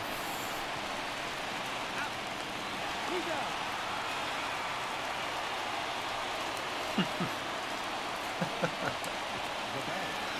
Oh, damn, you stupid game, dude. You stupid game. You stupid game.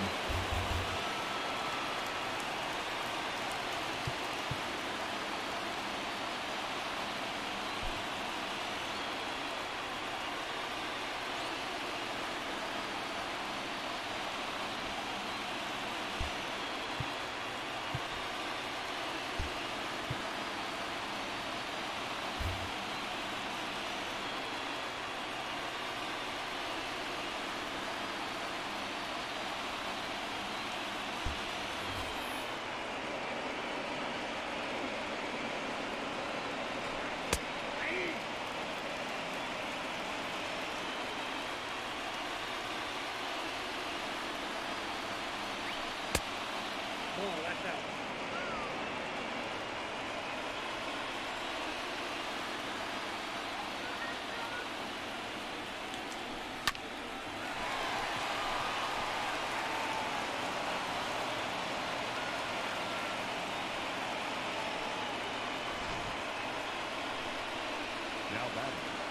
The catcher, Chadwick Sloan.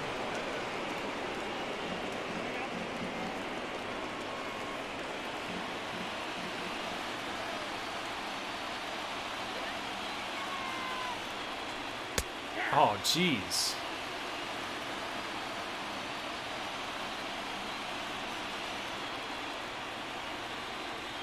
Oh my God, he hit him. Wow. We lucked out right there. The center fielder, number 10, Brian Reynolds.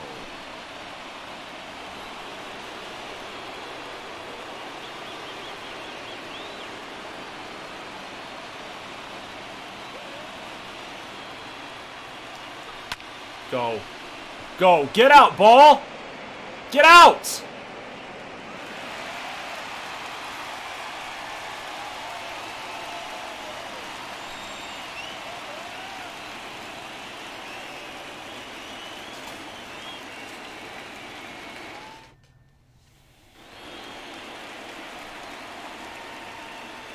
Leading up for the Astros, the left fielder, Yordan Alvarez.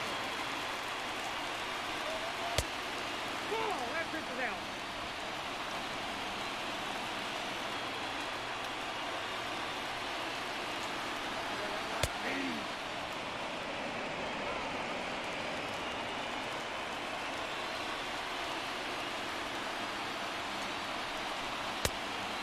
One ball, two strikes.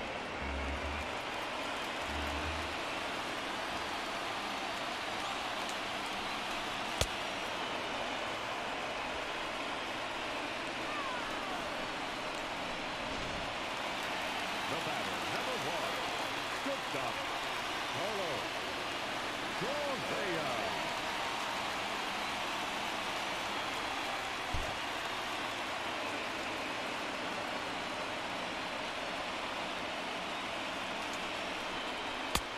Ball, that's out.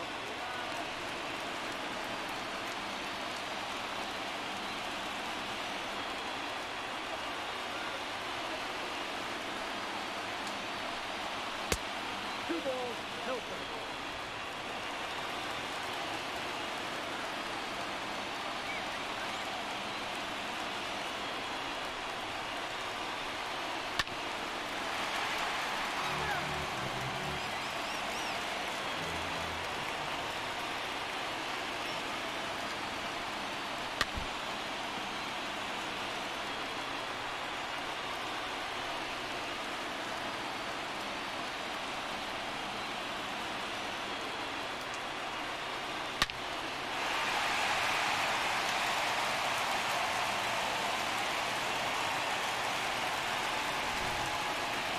Third baseman, number 2, Alex Woodman.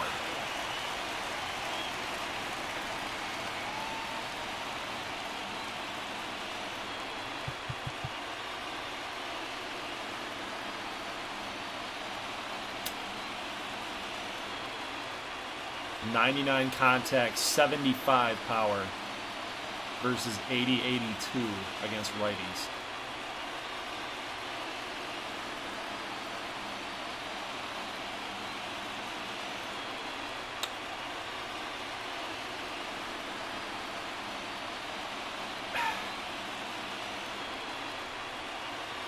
You gotta do it. It's just averages. You gotta get David Castillo in here. Complete. Now pitching for Detroit, number 33, David Castillo.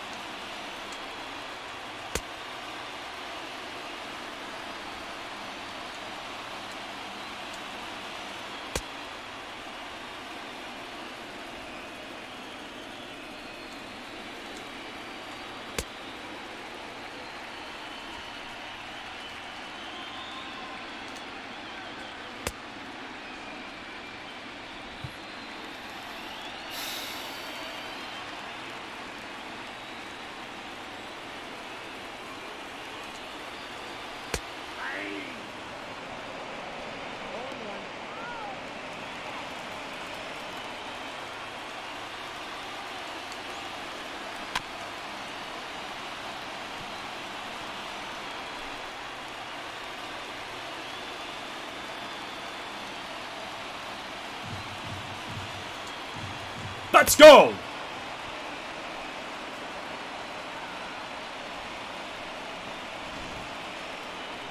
batting, right fielder, Youngday.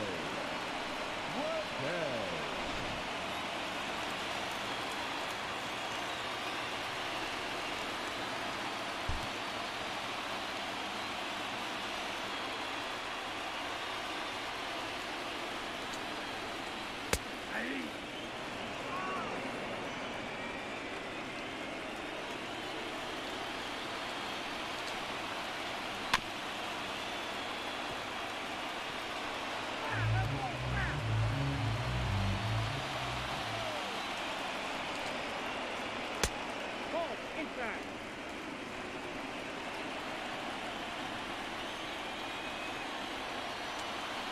Let's go, baby. Come on.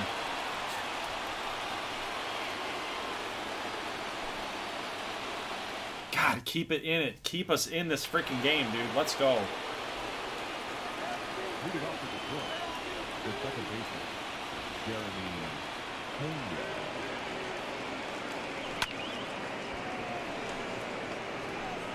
That was too good of a pitch just to let it go, man.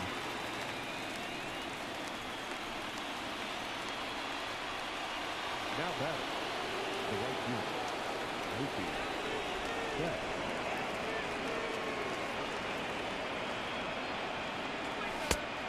Ball, that's inside.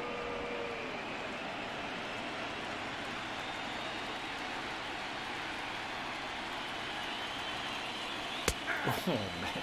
It's a tough pitch. It was a strike, though, but that was tough. You gotta be shitting me. You've gotta be shitting me.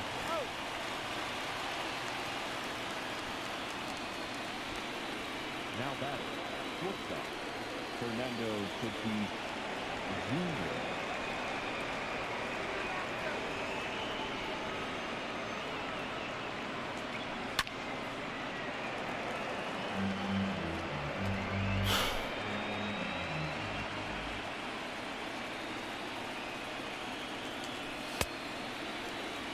On to.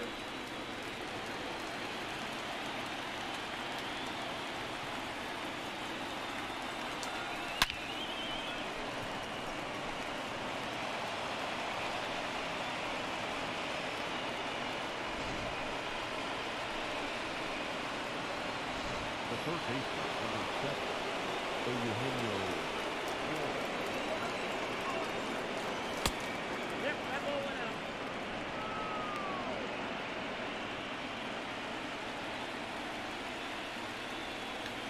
Runner, runner, runner.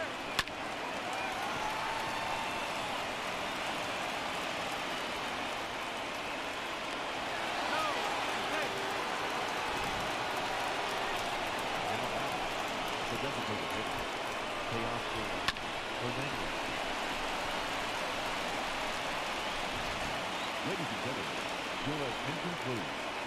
Now pitching for All right, Philip. number 64, Philip Geo.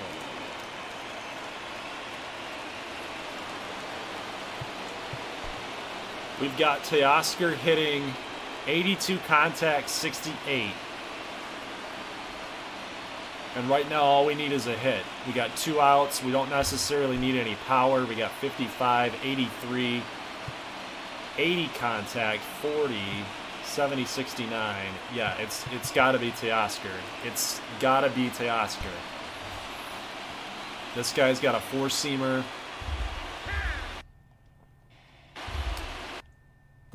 At 92, so it's a little bit slower. It's going to be coming in a little bit slower. But I have no idea what this guy's delivery looks like. I have no idea. Okay, so it's pretty generic, but it's really, really slow. Really slow. 81 slider. He's got to come fastball here. Has to. Slow again. Change.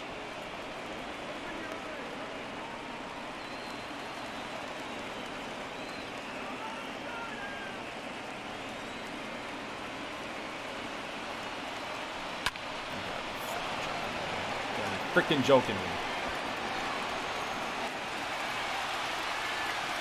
can't do anything with that. You can't do anything with that pitch. You can't do anything with it. So why freaking swing at it? Leading up for the Astros, the first baseman, Freddie Freeman.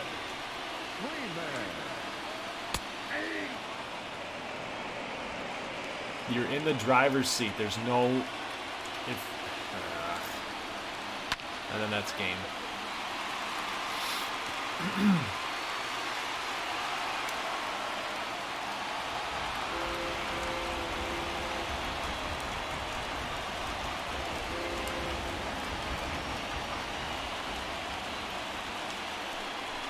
Remember when we were talking about trying to sign Freddie Freeman in the offseason and we said, no, we could make it happen, but we got Jamer at first and we got Brent Rooker at first.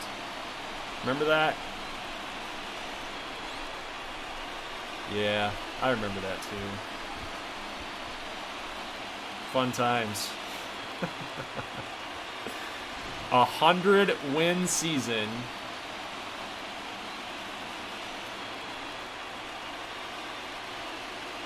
ALDS.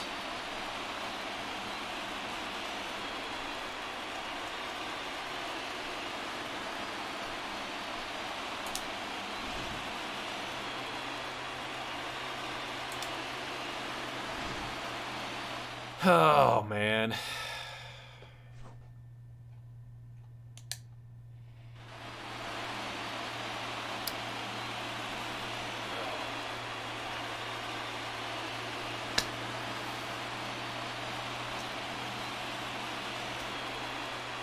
Some things never change, dude. Some things just never change. Astros beat the Tigers. Box score. Reynolds 2 for 6. Everybody pretty much got a hit other than Pena and Rogers. Other than that, I thought our offense played well. Our pitching was fine. But Jimenez had 5 strikeouts, so what more can you ask of him? And then, of course, just the timely hitting. Timely hitting. That's baseball, man. That's baseball. So, stream until you win a World Series. Yeah, it's 3 in the morning, dude. I don't freaking know, dude. Holy crap. Okay, well, I mean, gotta at least get to the off season. I don't know why I'm doing this. Houston, Tampa Bay.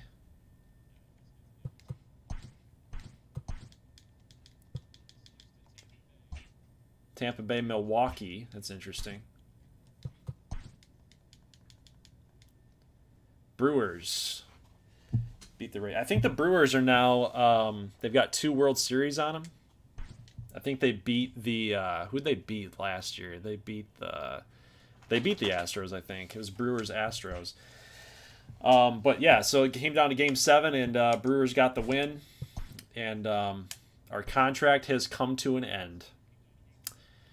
So we've got a couple teams that are interested in us: the Red Sox, the Cubs, D-backs, and of course the Tigers. So, I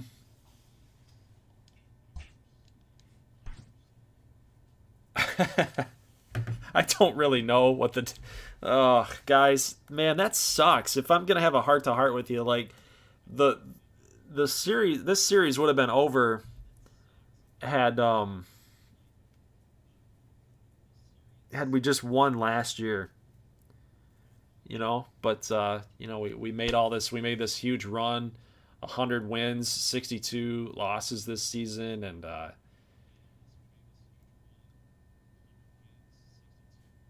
maybe this year is our year, dude. Maybe this year is our year, 2026. Wow. That was heart-wrenching, dude. That was really, really heart-wrenching.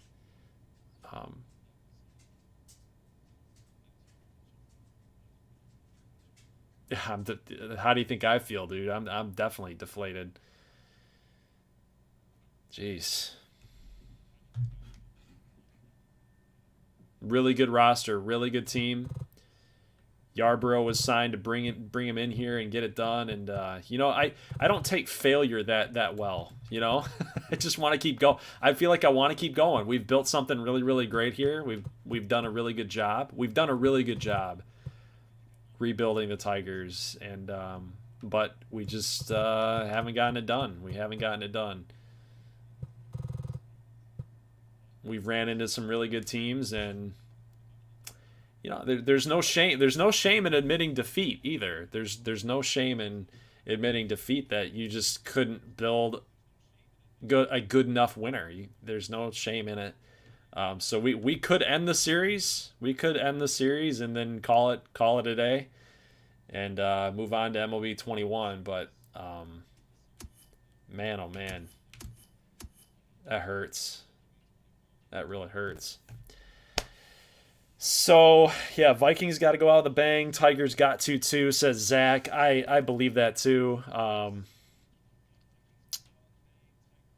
You can't give up. You can't give up. You did not fail. You found 5 ways to not build a winning team. One more season. One more season. All right. Well, I agree. One more season with the Tigers. We don't have any retirees. No 2025 inductees. So we got a lot of things going on here with our team. So I know what I said, that we were going to stream until we were going to stream until the next day comes. But I will be right back. If you 24 people are still here, I commend you. We've been going for 3 hours, and I do have to let the dog out and see what he's doing here. And we will do some of the free agent negotiations for our team. And then we'll get right into the off season. I don't think that I'm gonna do the full off season in this video. I think we're gonna end it, and then do another stream next time, probably next week at some point. I do have Team Builder to edit tomorrow afternoon at some point to get that ready for tomorrow night. But we'll talk about the roster and kind of where it stands at this point, and see what we're gonna do. But I will be right back. So hang in there. I'll be right back. Give me like 5 minutes.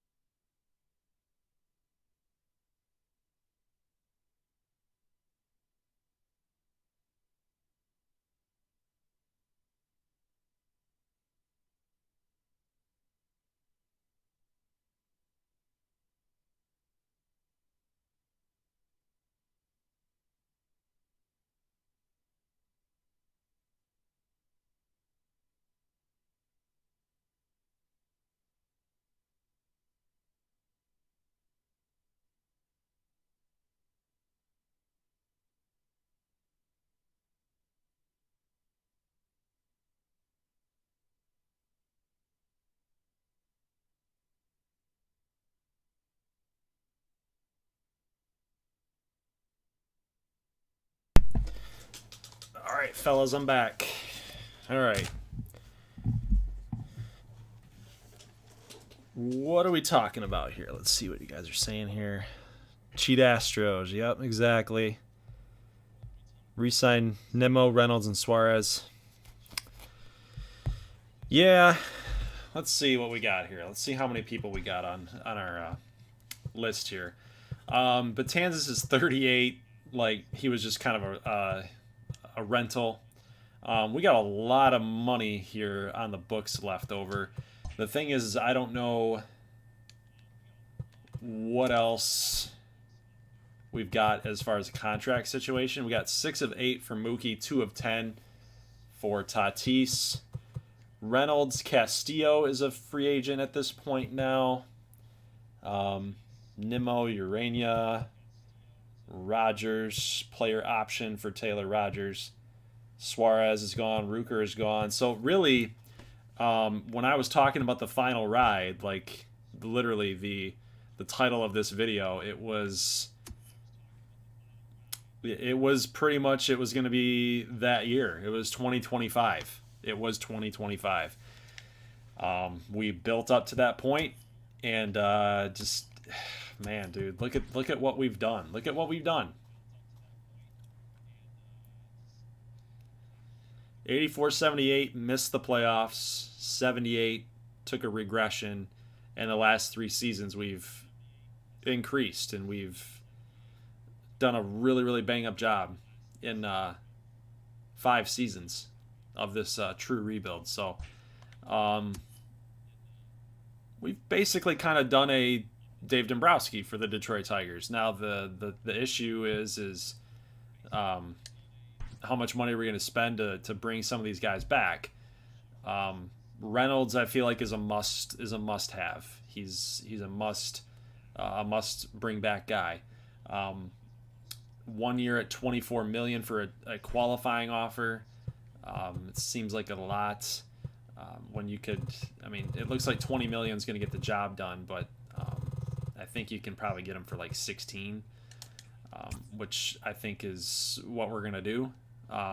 We've still got some of our young guys like Riley Green and Brennan Davis and some of these other players that can come up and do a job for us. So I like Ryan Reynolds. I really like hitting with him. I like playing with him when I'm called upon to hit. Brandon Nimmo, I feel like this is a good player to have on our roster. I could probably get him. He's wanting a star, to be a star. I think we can probably get him for 2 more seasons. You know, locking Nimmo up for two more seasons would be okay, and I think 28 mil there would be fine. The big thing with third base with Suarez is like, yeah, so he's a really solid player, right? 273 over 100 RBIs last year, 40 home runs for us, but we're spending. It's just a matter of what's the decision making that we're gonna. What's the decision that we're gonna make, right? What is the lineup gonna look like without him? Who's gonna take his place? And we're not gonna get that type of production again. I just don't feel like we're gonna get 40 home runs out of him again. We've already got a lot of money soaked up in Betts and Tatis, and that's going to be a big blow for us to lose Suarez. Maybe Brandon Nimmo can kind of replace that a little bit, especially with the batting average, and have a good season again as our designated hitter. Maybe he moves to left or right field. He can do that. Good player still, but we still need to focus on corner position if we do decide to let him go. I mean, unless we go ahead and sign him for 1 season, depends on what he's asking for.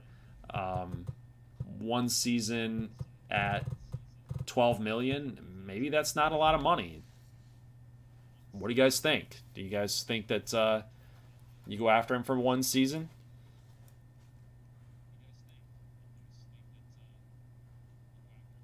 We do have Isaac Paredes at third. We've got what's his name? What's his name? Shortstop for the Reds. Prospect for the Reds.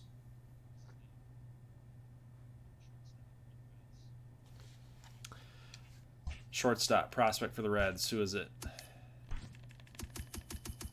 Jose Garcia. I think he can play third. No, he can play just middle infield.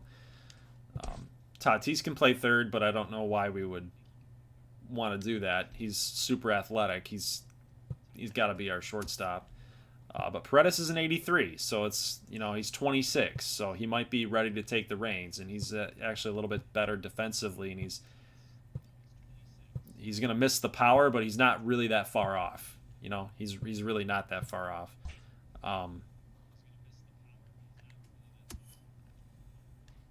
And that's a good point too. Like what Stormy said, we don't have to sign Suarez. We can technically let him walk right now, and then we can go check out free agency and see what's up with that as time goes by. But Jake Rogers is 30 years old now. He's put a lot of time here in Detroit, his whole career in Detroit. 2, 4, 6, 7 years here. And, he's been solid. He's consistent. 20-plus home runs at the catcher position. You'll take that. 70 RBIs. Those are good numbers. Those are very, very solid, very good numbers. But the batting average, it's not, for a catcher, it's not that bad. For a catcher, it's not that bad. But Betances will let walk. Urania was 19-6 for us this season. But he is old. He is older at 34. And he had never done 200-plus innings other than out in Boston last season. So, he's got a lot of wear and tear on that arm. 200 innings. Only 60 walks, though, so very good control. But I think we can even let Urania walk, too. So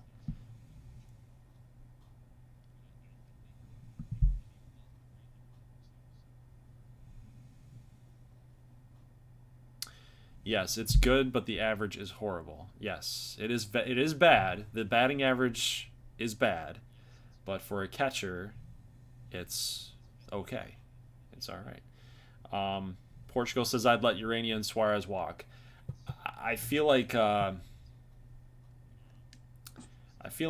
Tromp. Chadwick Tromp's the same age, so it's not like we're losing much there, right? And the power numbers, I think, if we're gonna let Suarez go, it's almost like Rogers kind of has to at least eat up some of the production that we're going to lose from Suarez, right? You let Rogers go, and then you're going to basically give the reins to Tromp, who doesn't have as much power as Rogers even does. So I say Betances and Urania let go. Suarez, we can let him walk for now, and then we'll check out the free agents. But I feel like you got to go after Jake Rogers. I do. I feel like you gotta get him back, and I feel like we'll be all right. Okay, so we're gonna let this through. It's like Tetris. We're gonna let this 3 come back, and then we're gonna let this 3 walk for now.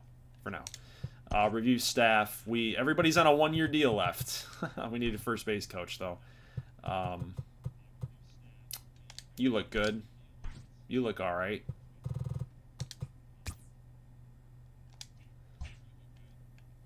All right, cool. Let me go in here and save it, since we don't want to lose our progress. That would suck.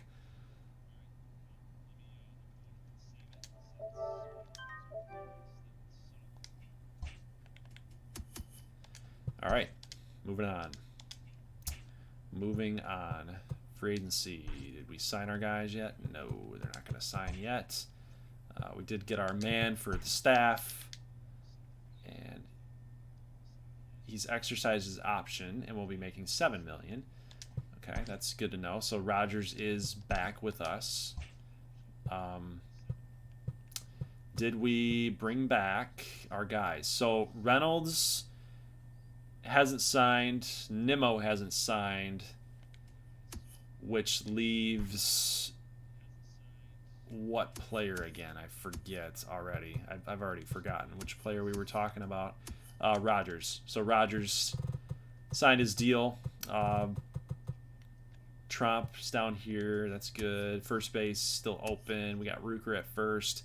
Penny at second. Paredes at third. For now, like we talked about, for now he's at third.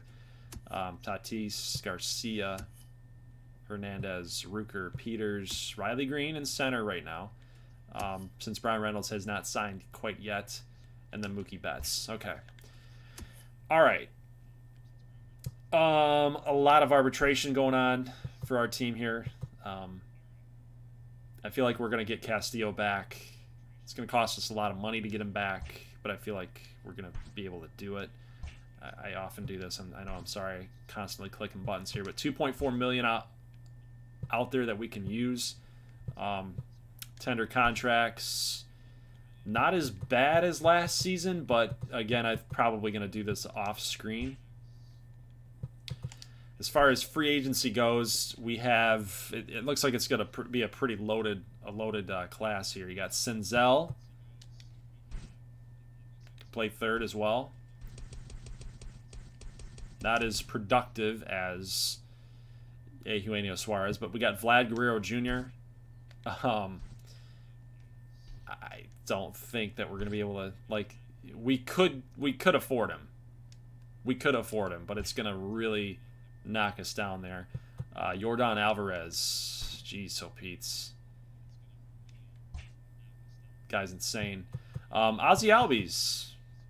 I think, no, he's a middle infielder again. I thought that he could play third. Some guys that can play second short can also play third, but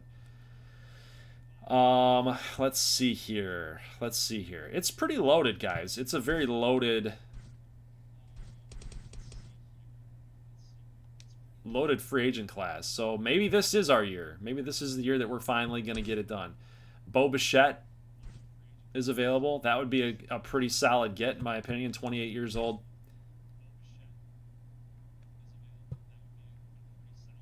He's going to cost like the same amount of money that Vlad Guerrero would, it looked like. Nick Solak. Good defensive player. Reynolds still there at center field. Maybe we let go of Reynolds. But I'm going to just go through this for you guys. Like, we're going to look at some starting pitcher opportunity here, and then we'll end the stream just by, getting a good idea of who's available, and then you let me know. You let me know in the comment section of this stream and who you think that we should go after. So I'm just going to go real slow here and let you see who's available, but it looks like it's a pretty loaded class, in my opinion, and I don't think for us, we're not going after anybody like in the 70s. Like, that just doesn't really make any sense. So there's your starting pitching. Your relief pitching at Strom, Josh Taylor, Munoz. Brett Martin wouldn't be bad.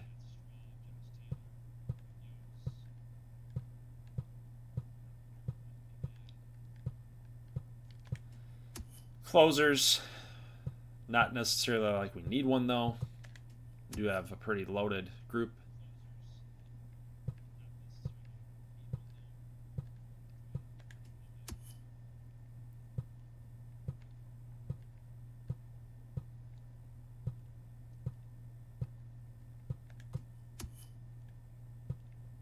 I'm kind of eyeing Senzel, honestly.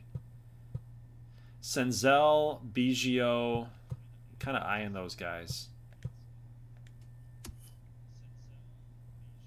Austin Riley, little to no contact, but power.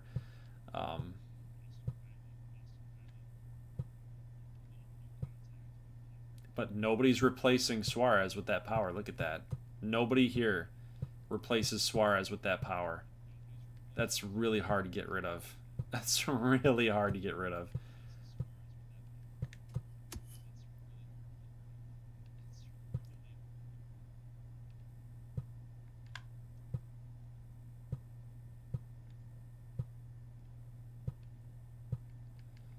Yeah, I mean, Lord Scuriel has a 97 power against lefties. That's interesting. I'm running out of gas, guys. I'm sorry. I'm sorry. It is getting late, and I am getting a little tired.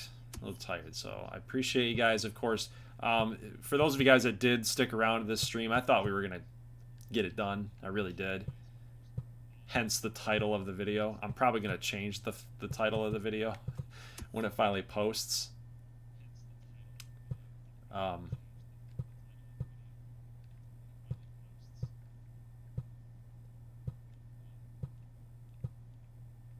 But make sure you guys are like emailing me or, you know, just letting me know that you stuck around till the end of the stream, because I do want to give you guys your spot, your place in next season's franchise mode. All right, so that is your list of free agents, guys, and let me know what you think that you might want to do. It doesn't mean that we'll necessarily do it, but I will heavily consider everything, and we'll start from scratch. We'll start from scratch again, going into 2026. So a 6-year rebuild of the Detroit Tigers, and I don't know. I guess rebuilding only took 2 years for us until we were competitive. We were back to competitive baseball, and then now it's about getting over the hump.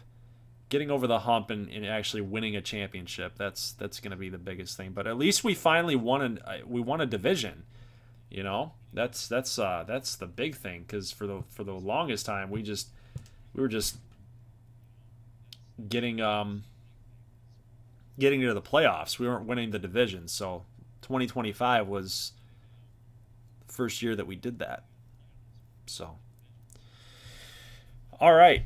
My Gmail, if you want to contact me there, is goldglover009@gmail.com. And I've linked it there in the live chat if you guys want to copy that and email me.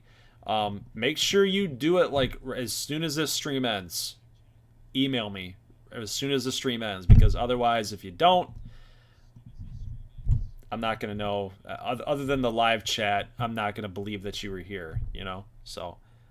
people that will come tomorrow morning will email me tomorrow morning and say like, "Hey, I was there," and it's like, dude, I don't.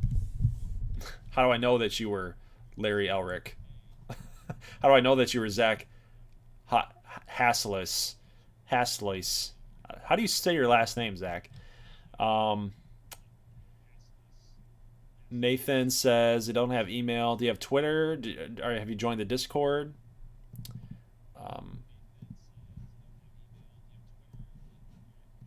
Oh yeah, you guys don't. Maybe you're not a part of the Discord yet. If you guys are not part of the Discord, you should definitely join that. Let me go ahead and link it. I've got it expiring after an hour, and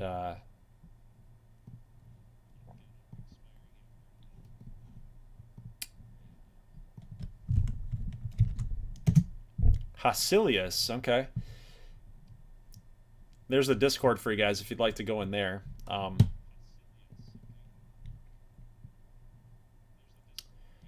And that's all I got for you guys tonight. So unfortunately, another loss, another hurtful loss for the Tigers. But you know, what are you gonna do? What are you gonna do? The thing with baseball is at least you're fielding a competitive team that's gonna consistently give it a run. So yeah. Well, Nathan, I know that you are a part of it because you're in the live chat, so I will just consider that. But for all of you else, all of you other guys, make sure you contact me in some way or form so I know that you were here. So Guys, that's it. Leave a like if you like this thing. I will catch you next week for another Detroit Tigers True Rebuild. Hopefully we can win one before the next game comes out. That would be huge.